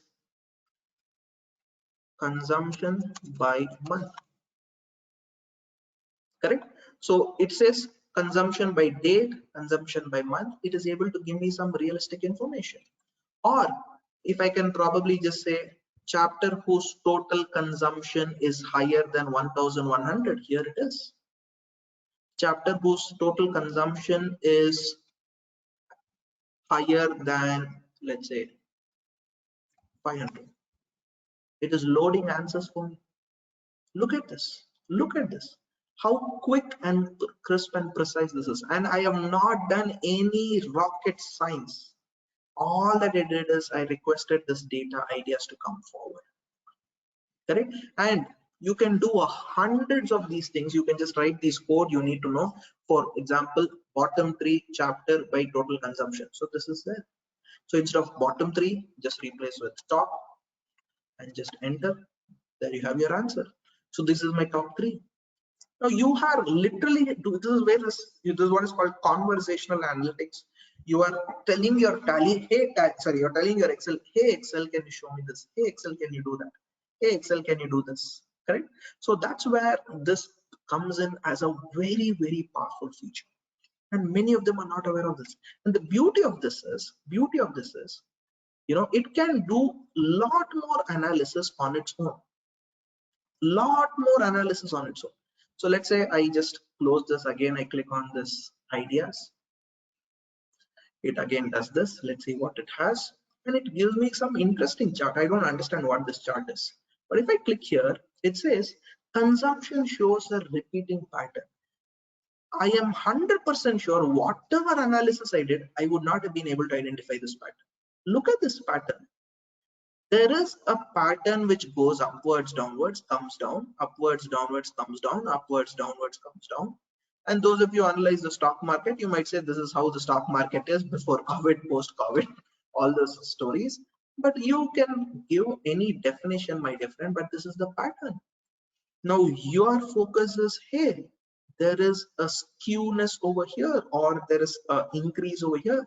Can I analyze this? Can I look into the straws? Can I look into the high? Can I look into those particular dates? Go ahead and do your investigation. Or one of the powerful features, so that's basically on your data ideas. Let me see if there is any more interesting data ideas. I think there's one more which I like it. Yeah, this is the frequency of consumption. Look at this. This is a very difficult thing for you to get it. How many of them in the entire population consume between 0.48 to 4.448? Now this is where we do a risk-based auditing, my dear friends. Those of you who heard of stratification, this is a numeric stratification which is there in which the what is this Excel is doing it for you automatically. So it is basically grouping this entire population based on column D, and then it is giving you this information. So that is the power of this. And as though this is not sufficient, okay, there is one more interesting option. If you go to this data tab, you have something called data analysis. Again, I'm not sure how many of them are aware of this. You can click on this data analysis. You have hundreds of statistical options which are available, starting from ANOVA, correlation, descriptive statistics, moving averages. My popular ones are descriptive statistics and histogram. For the time being, I'll choose descriptive statistics. I'll just say okay. I just choose the input range, okay, and I just say okay for this. Sorry, I have to select a particular worksheet. Let's say new workbook, and label in first row. If I choose a label in first row, I will have to probably choose the entire data set and give me summary statistics, and let's say okay. Let's see what happens. It took a few seconds, and here you go. It has given me the entire computation. I didn't do anything. It has given me the mean, it has given me the standard deviation, it's given the median, it's given the mode. It talks about so much of information, correct? So this is extremely useful when you are analyzing any data set. Somebody was talking that, in the FAQ, sir, I'm dealing with e-commerce which has 64,000 e-commerce items. Just run on that, you will realize you can do your all bit of your sampling, correct? Nevertheless, if you want, you can also top it up with a histogram for you to get an understanding of how the data moves. So in that case, what you do is again go back to this data tab, data analysis. Remember, this data analysis, I think by default you will not have it. You have to go to the file menu, you have to click on options, go to, I think, add-ins. Okay, in the add-ins you will have, I think, com add-ins. You'll have to go here and you will have to enable, I think, one of these places. I'm not able to recollect where I did it last time. Just give me a minute. So add-ins, I think it may be in Excel add-ins. Yeah, here it is, analysis toolbar. Okay, and there are multiple things. Solver is there. Solver is again method of data analytics. Probably SME firms may not be using it too much. It's more of prescriptive analytics where it does solves for you. Okay, and the other thing which I'll probably spend a minute or two is on showing a different ways in which pivots can be performed. We normally do a pivot by dragging the chapter and then the consumption. This is the normal approach which we follow. But what you can also do is you can drag the date over here. Okay, and the beauty is, right click this, you have an option called group, or even if you don't click this, go to pivot table design, you have an option called group and ungroup or group fields. The moment I click on group fields, you can group it based on year, quarter, month, hour, minute, etc. Look at this. So if I want only yearly information, I can just probably, I have this, and I think it's 2019. Maybe it's a financial outcome year by year. I want only quarterly information. Here is my data, correct? So I have my quarterly information. Of course, I can just create totals, etc. But for Q1, I want the details and day wise, month wise.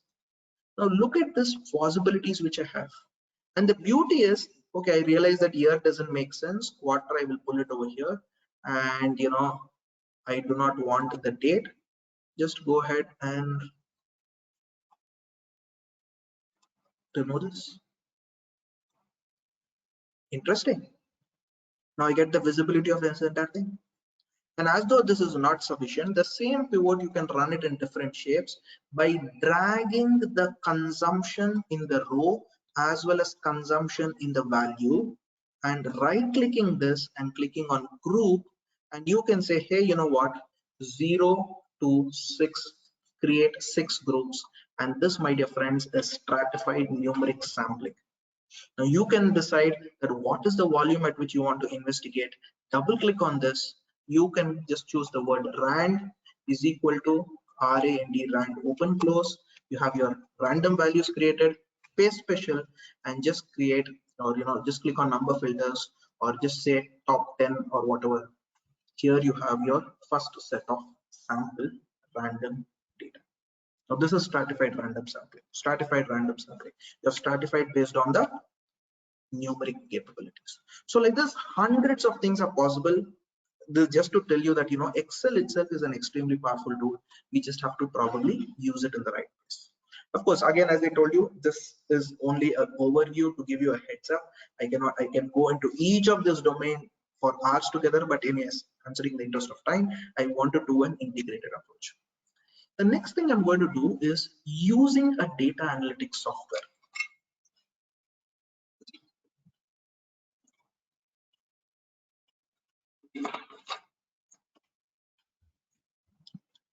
Many of the times whenever I speak with people, they think the data analytics software is only for larger organizations, not for SMEs. I would like to correct the way in which you're thinking. See, as long as you're able to get data in Excel sheet, you can do analysis. A simple thing like, analyzing an MIS report, these are extremely powerful, which can give you very, very interesting results. Just take your entire GST 2A data. On the GST 2A data, using this ECAT software, I can apply what is called as classify. And I can choose classify based on GST rate, based on customer, based on this thing. It gives me 6 reports based on rate, based on HSN code, based on SAC code, based on your rate at which you're booking, based on the state at which you're booking. Multiple reports, click of a button, which in Excel pivot where you have to do 5 times. These software can do that one shot. That is the power of these data analytics software. Okay, so what I'll do is, because I have a few minutes time, I will definitely give you a demo of this as well, how it works. This is basically to say how you can deal with digital data. Okay, so I'm talking about sales file over here, and I have a sheet which says ECAT software, ECAT enterprise. I use a bunch of these add-ins, so please excuse. I'm talking about ECAT, and this is a data analytics software.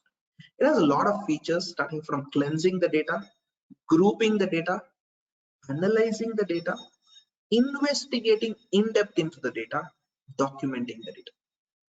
And this is more or less the standardized feature. Each software may have with a different fancy name. Instead of curate, they may have cleaning, transpose, whatever. So that's basically, this is to get the data into shape. I want to focus purely on few basic things. Let's say you're getting started with this particular client, and you are thinking that my client is given so much of data, so much of information is there. How do I audit it? The first thing which you have to always do is, when you do audit of digital data, you need to profile the data. So when you profile the data, go to this data. There's a beautiful function called details, and click on column statistics. Now what this column statistics will do is, it will choose the data based on numeric, based on date, based on character. I am choosing based on numeric. I choose both the fields, select all. And here there are a bunch of these fields, select all numeric statistics, and I just say okay. It will take about 5 seconds, 10 seconds, whatever. It does its magic. And the end result for me, my dear friends, is this. Do you notice the beauty over here? What I showed you as column statistics earlier, to a large extent, I've got it. Average of positive records is there, sales is there. Average of negative records, obviously none of them are negative. Average of all records, then given. How many negative records? 0. Look at this. Number of positive records, invoice number is 6398, whereas my sales is only 6396. That means what? There are 2 places where there is an invoice number, whereas the sales is not there. As simple as that. Now this blue, what you can see over here, which is highlighted, is drill down capability. You notice here it has an option, 2 options where it is data is not there, 4 options here, data is not there, and number of distinct records, what is the maximum value, what is the minimum value, and a bunch of them. So if I'm an auditor, assuming you're doing a tax audit, don't even bother to go deep into the data. Just identify anomalies and start making an Excel sheet and give it your article staff. Hey boss, go verify all this and come back. Now this is the power of analytics. This is what it can do for you. Imagine this was a sales file which you extracted from Tally. Imagine how much you can actually analyze it, right? So all that you do is just double click on this 4 and here you go. These are all the sales which are having sales amount as a blank, correct? So likewise, there are a bunch of these things. I will just, of course, if you want, you can save this in Excel. It will just create another view. I'm just deleting because sometimes what happens is the file tends to hang when I'm sharing my screen. I will also show you column statistics, and this time I will show you date statistics.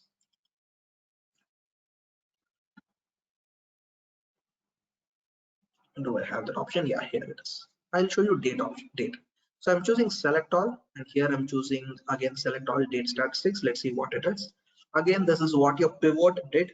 It grouped based on month, it grouped based on quarter, etc. So here it is grouping all of those transactions, and here it is. Statistics. What is the earliest date? What is the latest date? Let me zoom in.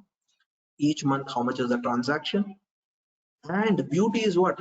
Each day also there is a transaction. So if you roughly look into it, Monday, Tuesday, Wednesday, Thursday, Friday, Saturday. So Saturday looks like the least, and they have 924 transactions on Sunday. So is it valid?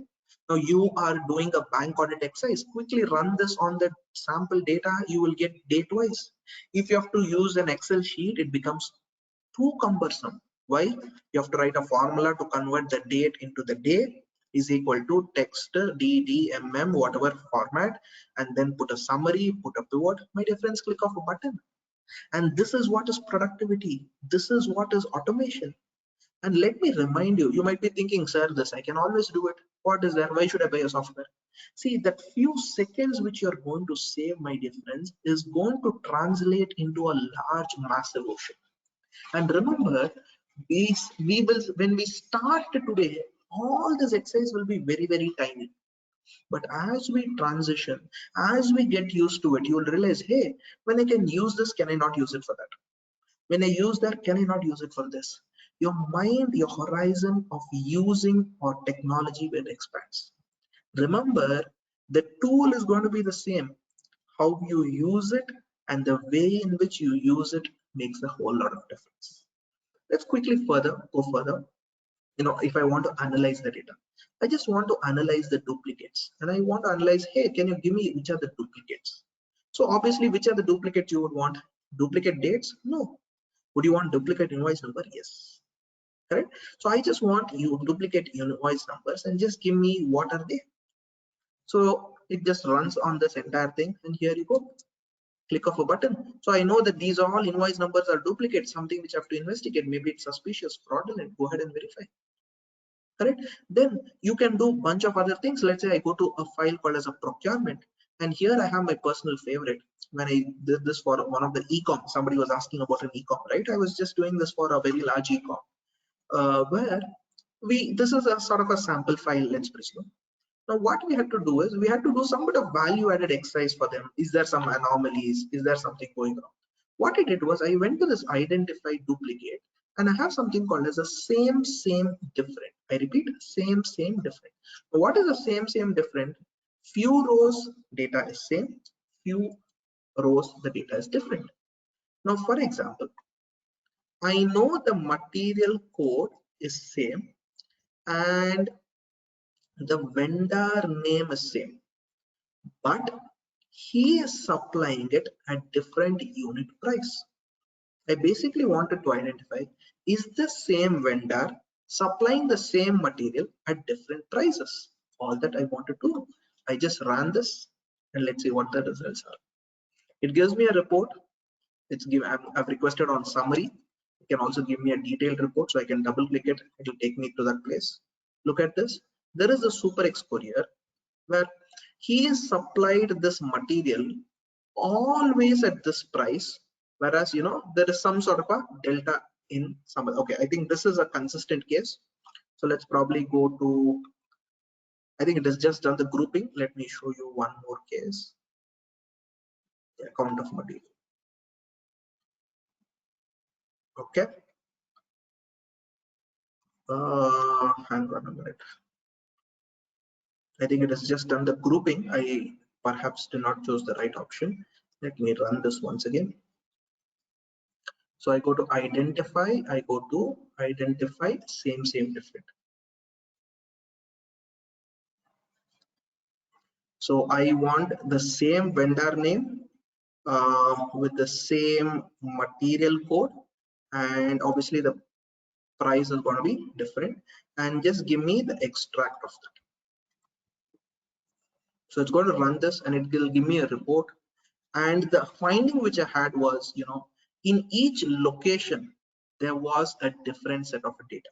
So if it was a location A, if it was a location B, okay, I was getting a different type of price. Now look at this, A00365, one item is supplied at 155 rupees, one item is supplied at 31 rupees. The same product, Accurate, is supplying it again at 31 rupees. So are you able to sense what is the delta which I'm able to calculate? Now imagine the value addition which I'll be able to give this. So like this, lot of interesting analysis is possible. One more thing perhaps will be the classification which I told you. Let me quickly run into this sales file. Let's say I want to do classification and or classify, and let me classify this based on this. Classify is more like in an Excel you call it as a pivot, right? So I want to summarize the units sold and sales amount, and I want to classify based on, let's say, the product type, and I just quickly run them. It takes a few seconds, and in a click of a button I get the report which says that what is my product wise, what is my count, what is my sum, what is my unit sold. And the beauty is I can double click it and decide what I want to do with this. So this is all the sales of Google Pixel. Now I can group them based on region, just double click them, and there's obviously a filter. I can type it, right? It's quite simple, similar to that of an Excel sheet. So that is the benefit which these tools, my dear friends, brings to the table. So that's ECAT for you. And there is also one more variant called TallyCat. I will quickly show that as well. Quickly taking a minute. Let me quickly jump into the accounting period. I think this is where audit documentation 2012.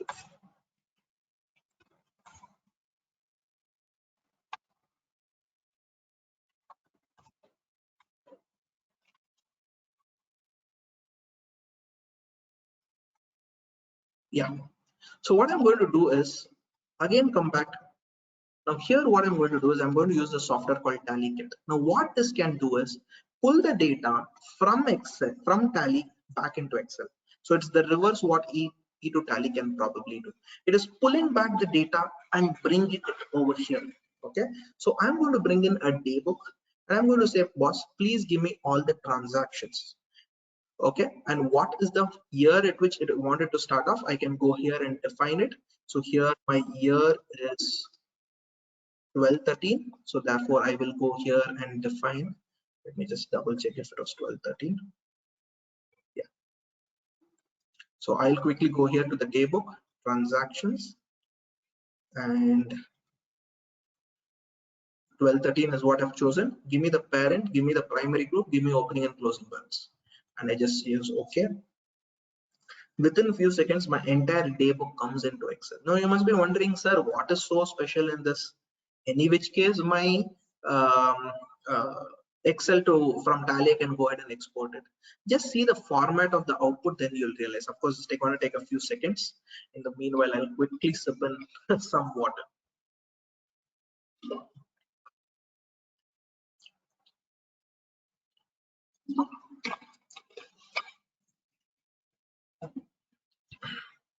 There you go, my dear friends.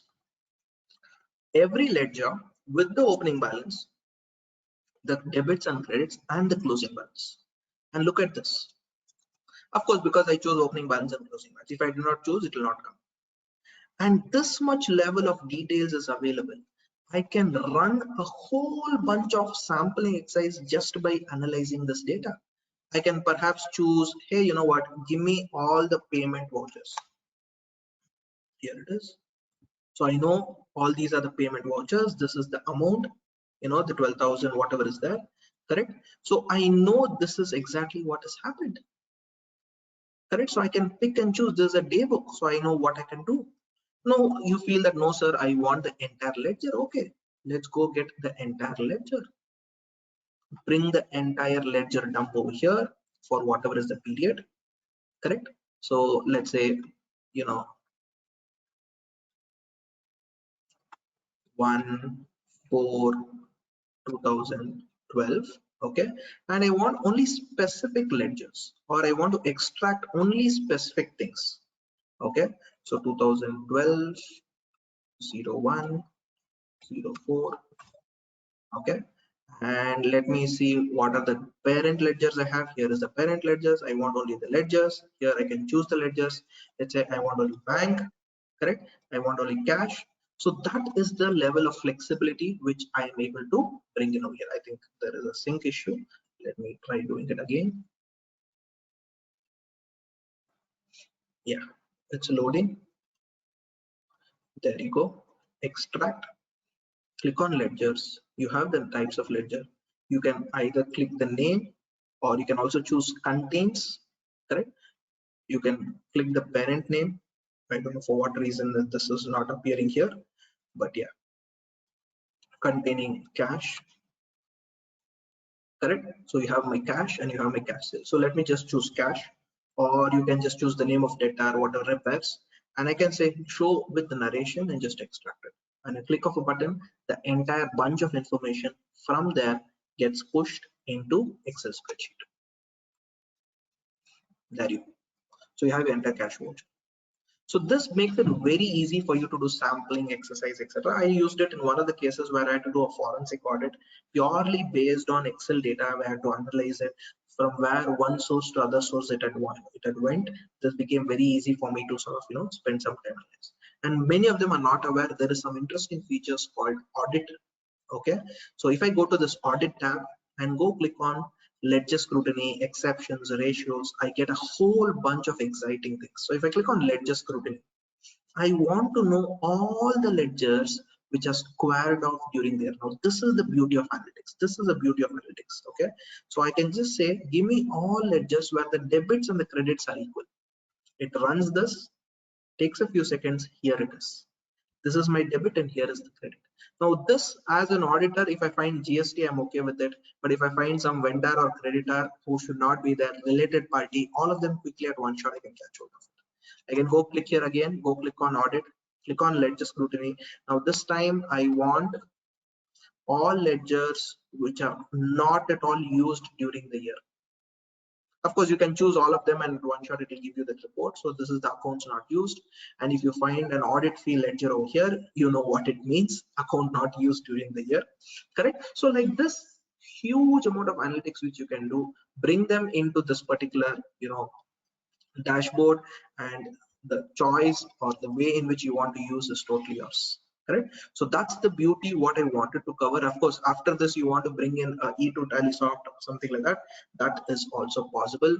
Quickly go ahead and click on let's say your ECAT, you can go ahead into the profiling, sampling, all of those. Okay, so those, my dear friends, are possible things when it comes to automation.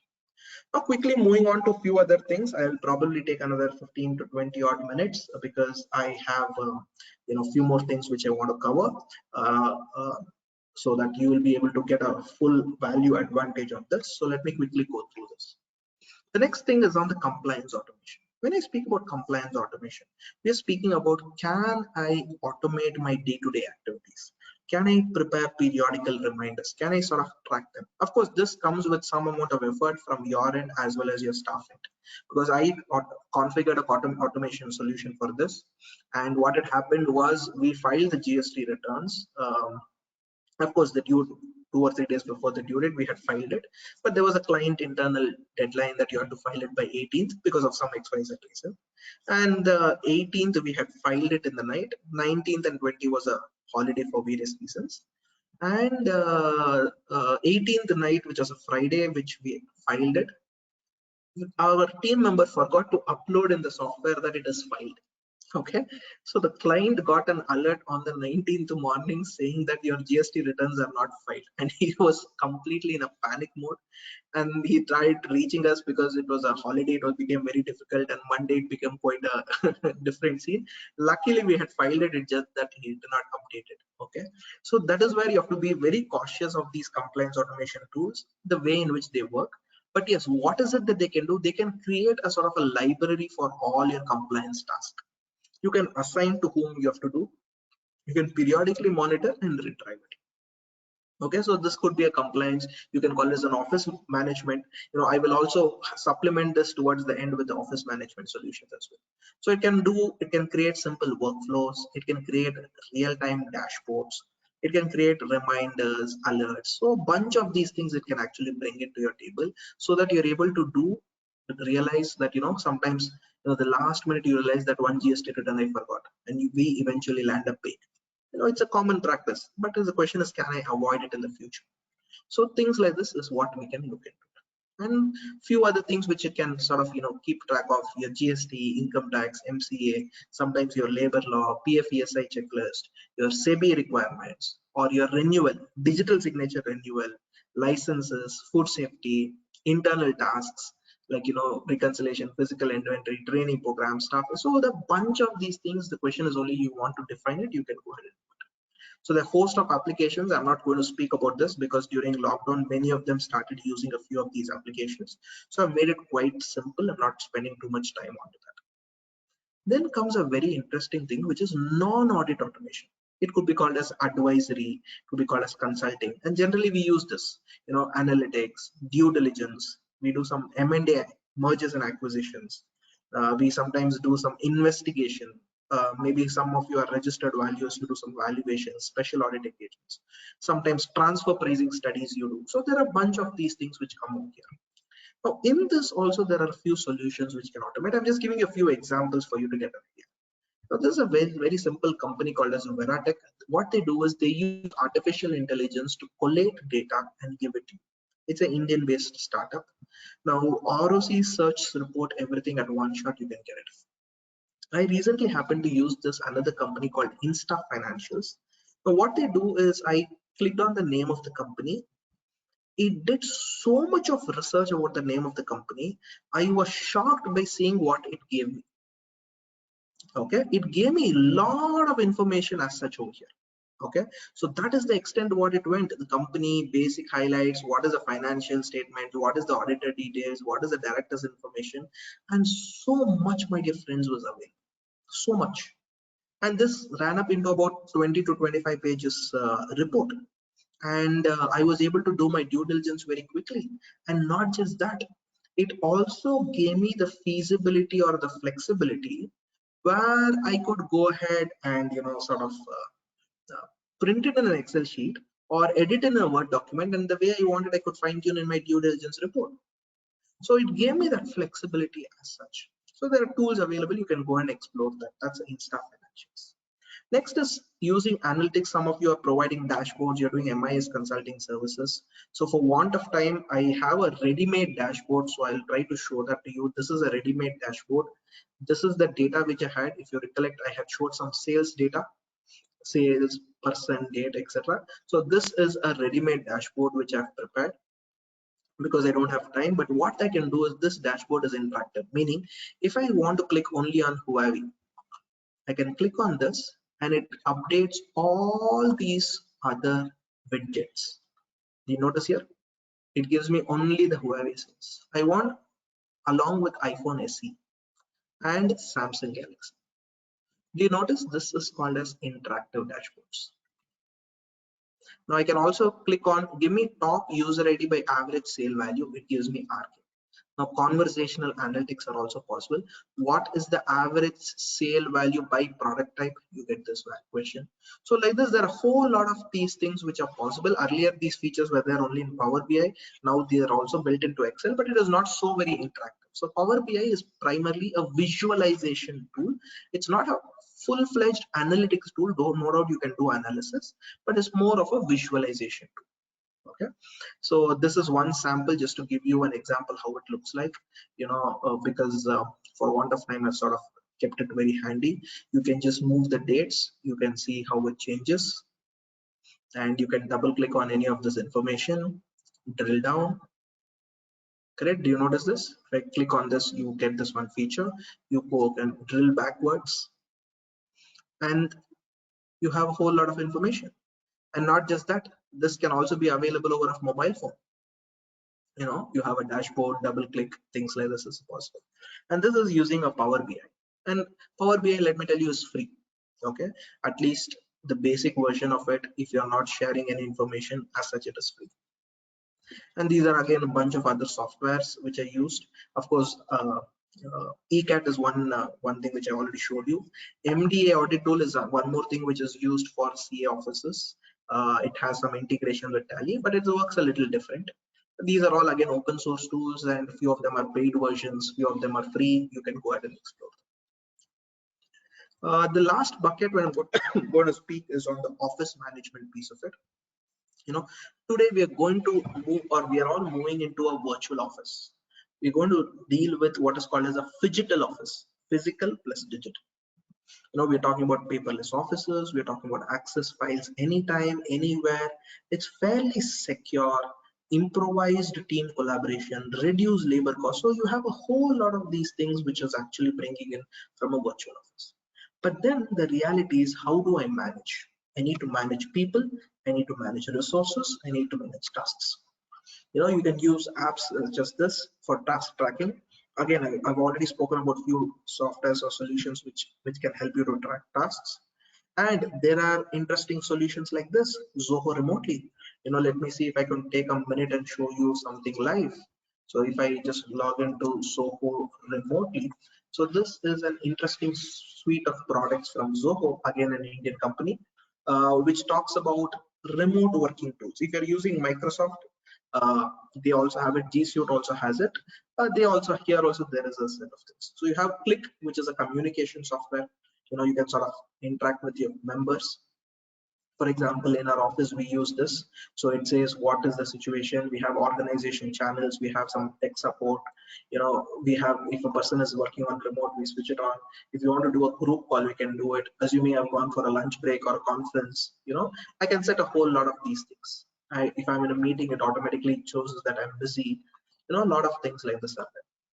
Second is Zoho meetings. This is basically face-to-face meetings or webinar, Zoom, web, whatever you can call it. Connect is a social platform just for you to have some bit of fun in your office. Then you want to do some collaboration, work drive, quite handy. Create folders is quite similar to Google Drive, so I'm sure all of you Google Drive or SharePoint. Sprints, this is again tracking the tasks, but this may probably require some bit of customization for CA offices. Then is assist. This is again my personal favorite. You can, without a person in your office, if you want to operate the computer, you can use this. That's called unattended access. Lens is another interesting feature which is for remote support. Many of the times when I had to do physical verification, I had to do IS audit where I had to physically verify the data center. I opened this Lens app, I gave a link to that person, and that person was, sort of able to see it. And the beauty of this Lens app is, assuming this is the screen, okay, assuming this is the screen. So if I put in a circle on this particular object, let's say I'm putting a circle over here, in the camera also there will be a circle. So the person who is a security guard, or even a low level, entry level staff also will be able to understand what you're looking at. So you'll be able to zoom in, go there and see, correct? And then of course you have your writer sheet and show, which is nothing but your Word, Excel, PowerPoint and things like that. So quite fancy. And they also have an admin dashboard. Of course, this was free until December. Only after December, I think they've started pricing it.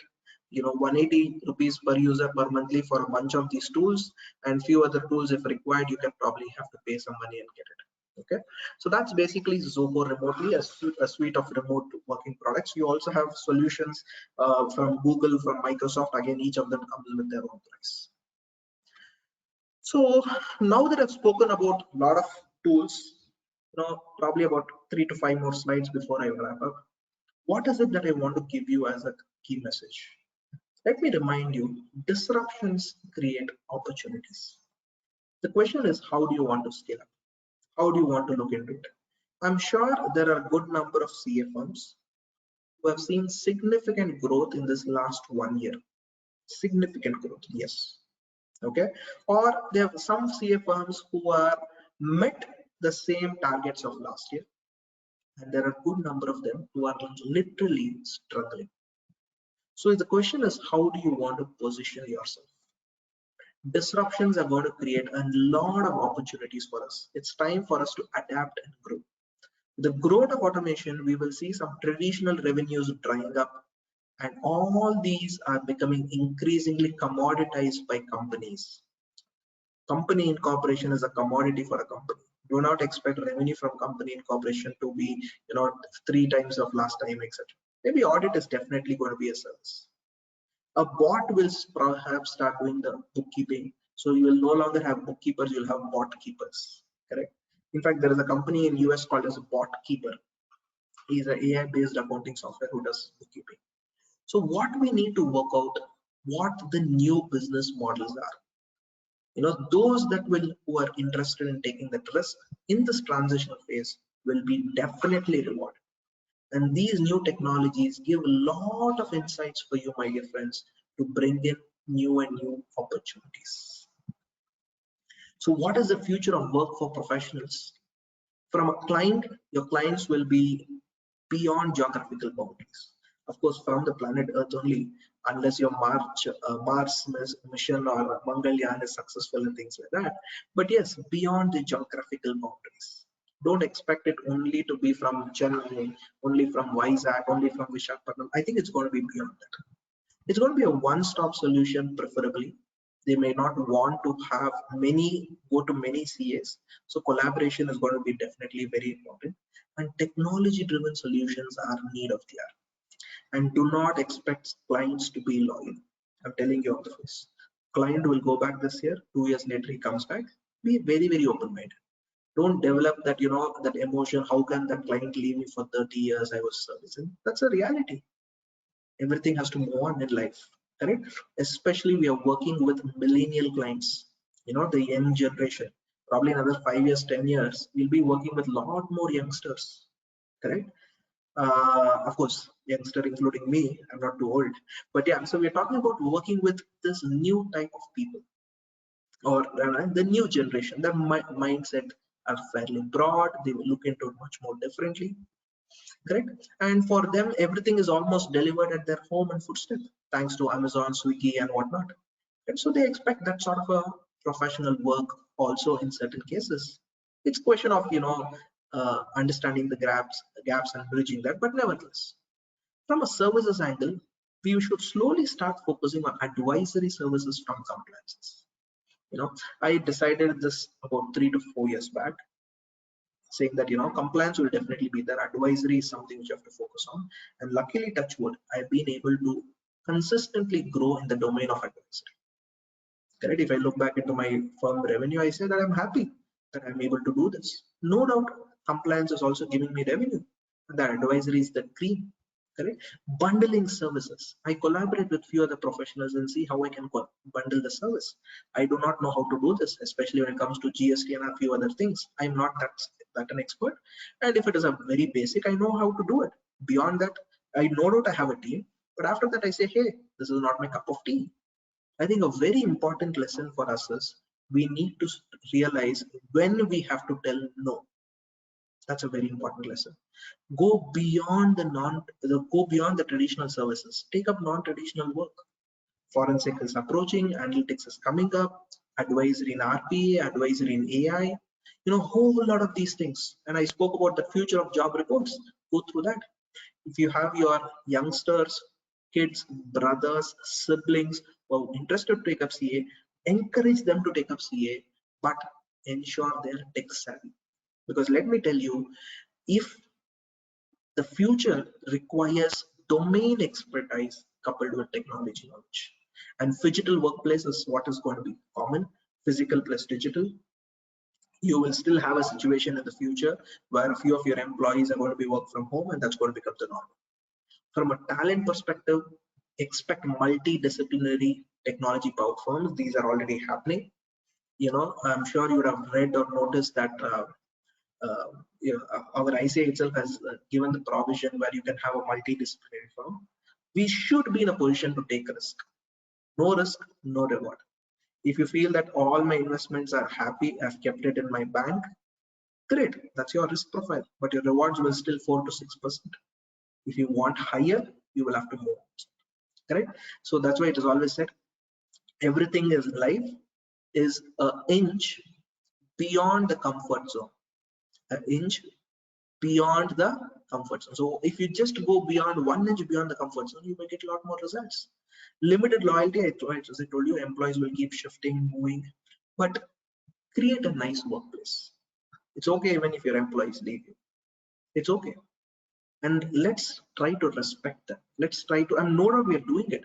No doubt we are doing it. Let's try to increase that. Let's try to acknowledge them, because it is because of them, because of my team, that I'm able to happily, peacefully do this webinar for 2 hours, even if I've got about 20 calls. Correct? I'm able to handle it. Those are all possible because of our team. And managing millennials is an art which all of us will learn. Okay, so a few interesting areas which we can have in the future: advanced work from home, flexible working, especially for women employees. That's going to be a lot more things. Automation of audit, compliance, remote audits, especially for this year, is going to be there because the pandemic is still not disappeared. Integration of systems is going to increase. Fee is going to be based on value added and not based on mandates. Increased in audit of IT systems, forensic engagements, all of these are going to come up very soon. In the futuristic terms, your softwares are going to become proactive. Alerts are going to be directly sent to the auditor so that they can do real-time audit. Analytics powered by newer services, newer verticals. AI will very soon become a service provider. Hey, who's your accountant? Somebody may come forward and say Alexa or Google Assistant, whatever. Bot keepers, as I told you. Blockchain, of course, I've not spoken much on blockchain, because once blockchain comes into picture, the entire concept of audit, the relevance will significantly change. I will not say it will disappear, it will change. And remember, technology solutions require domain expertise of CA. So therefore, CAs will have to very soon work closer with programmers, professionals who are developing these sort of products. So what is it that I have to do to gear up for the challenge? First and foremost, go back to the drawing board. Maybe this weekend, spend half an hour or 1 hour. Identify the need, what exactly you want to do. It could be as simple as using a simple macro to automate it. Identify the need. That's a first and foremost step. Second, explore and research. Just because I have said that Excel is the best option, or E to Tally is there, or Zoho Books, you definitely do your own research. Definitely do your own research and test it before you commit. And remember, you require commitment, because it's always said, motivation gets you started, but commitment gets you going. So that's a very, very important thing. Commitment is definitely necessary. So after my session, you are all motivated, let's go try all of those things, but you need to be committed for it. Spend half a day in a week. Plan. I'm sure it is possible. And remember, when you start telling more no's without your knowledge, you will get more time. I've started realizing that, especially last 2-3 months, I've started telling more no's. Okay, so if somebody calls me for a webinar or somebody calls me for sessions, in fact, I'm saying that more of no's. Just to give you a perspective, during the COVID time alone, I happened to do almost about 100+ webinars in that span of that, the intense lockdown. Of course, after that, it kept on increasing, changing, etc. But nevertheless, measure your results. Develop standard SOPs and measure your results. These are something critical. Try to be the McDonald's or KFCs and not the Saravana Bhavan or SLV or whatever. What is the difference? These all companies are process driven, not people driven. So if a person retires, changes, the chef goes away, the food quality changes. When it comes to these companies like McD, whether it is A or B, whether it's a skilled or unskilled, it doesn't matter. They have an SOP, they just follow it, right? So that is where we'll have to look into it. My key message to you, my dear friends, is the world's biggest problems are the world's biggest opportunities. Okay, so let's take that up further. There are a bunch of technology-based solutions which you can deliver. A few of them have been mentioned over here. I'm sure you'll be able to start doing a lot of value addition exercise once you start putting in much more thought into your drawing board, and take some time off and be your own consultant. We advise clients, we give a lot of decision for clients, but can we be our own consultant and take some calculated decisions? Okay, on that note, thank you so much for giving me this opportunity. It was wonderful, as always, to share my thoughts and knowledge. I took, I think, about 10 to 15 minutes on extra, but I hope I was able to give you the perspective what I wanted to take you through. Thank you so much. We'll be happy to take Q&A. Thank you, Narasimhan. As usual, splendid and excellent presentation. So we'll take very few questions which have come. Few we have already taken during the break. There are very few which I thought we'll take it up. One is how to enable data ideas in MS Excel. CA Sriram. If you're using Excel 2016 and above, it will automatically be there. 2019 or Office 365, it will be there. If you're using the prior version of Excel, you may not have it. Next, again by CA Sriram, any recommendatory resource for learning Power BI? Oh yes, Power BI website itself, if you go, there's a lot of research information. So please go ahead and take that. And you also have information like from YouTube. A lot of Power BI resources are available. And there are sample data sets also, just to inform you. There are also sample data sets from which you can learn and actually. Yeah, last one is a compliment, but not to the what we say chairman, but it should be for the speakers who kind of produce excellent presentation, for which we also kind of take the credit and benefit. So Narasimhan, thank you so much, and maybe in the future also we will keep disturbing you so that our members do strategy. So thank you, and members stay tuned for future programs. We are having the concluding session tomorrow, where we will be getting a separate link for which you can log in through that. And then on 31st, we have a program on GST. And then on 1st and 3rd, we have 2 programs on union budget, then followed by a metro conference on 4th, 5th, and 6th of February. So stay tuned for all the programs. And very importantly, stay safe, stay healthy, and take care of your health. So looking forward to connect to you on the next session. Thank you, all of you.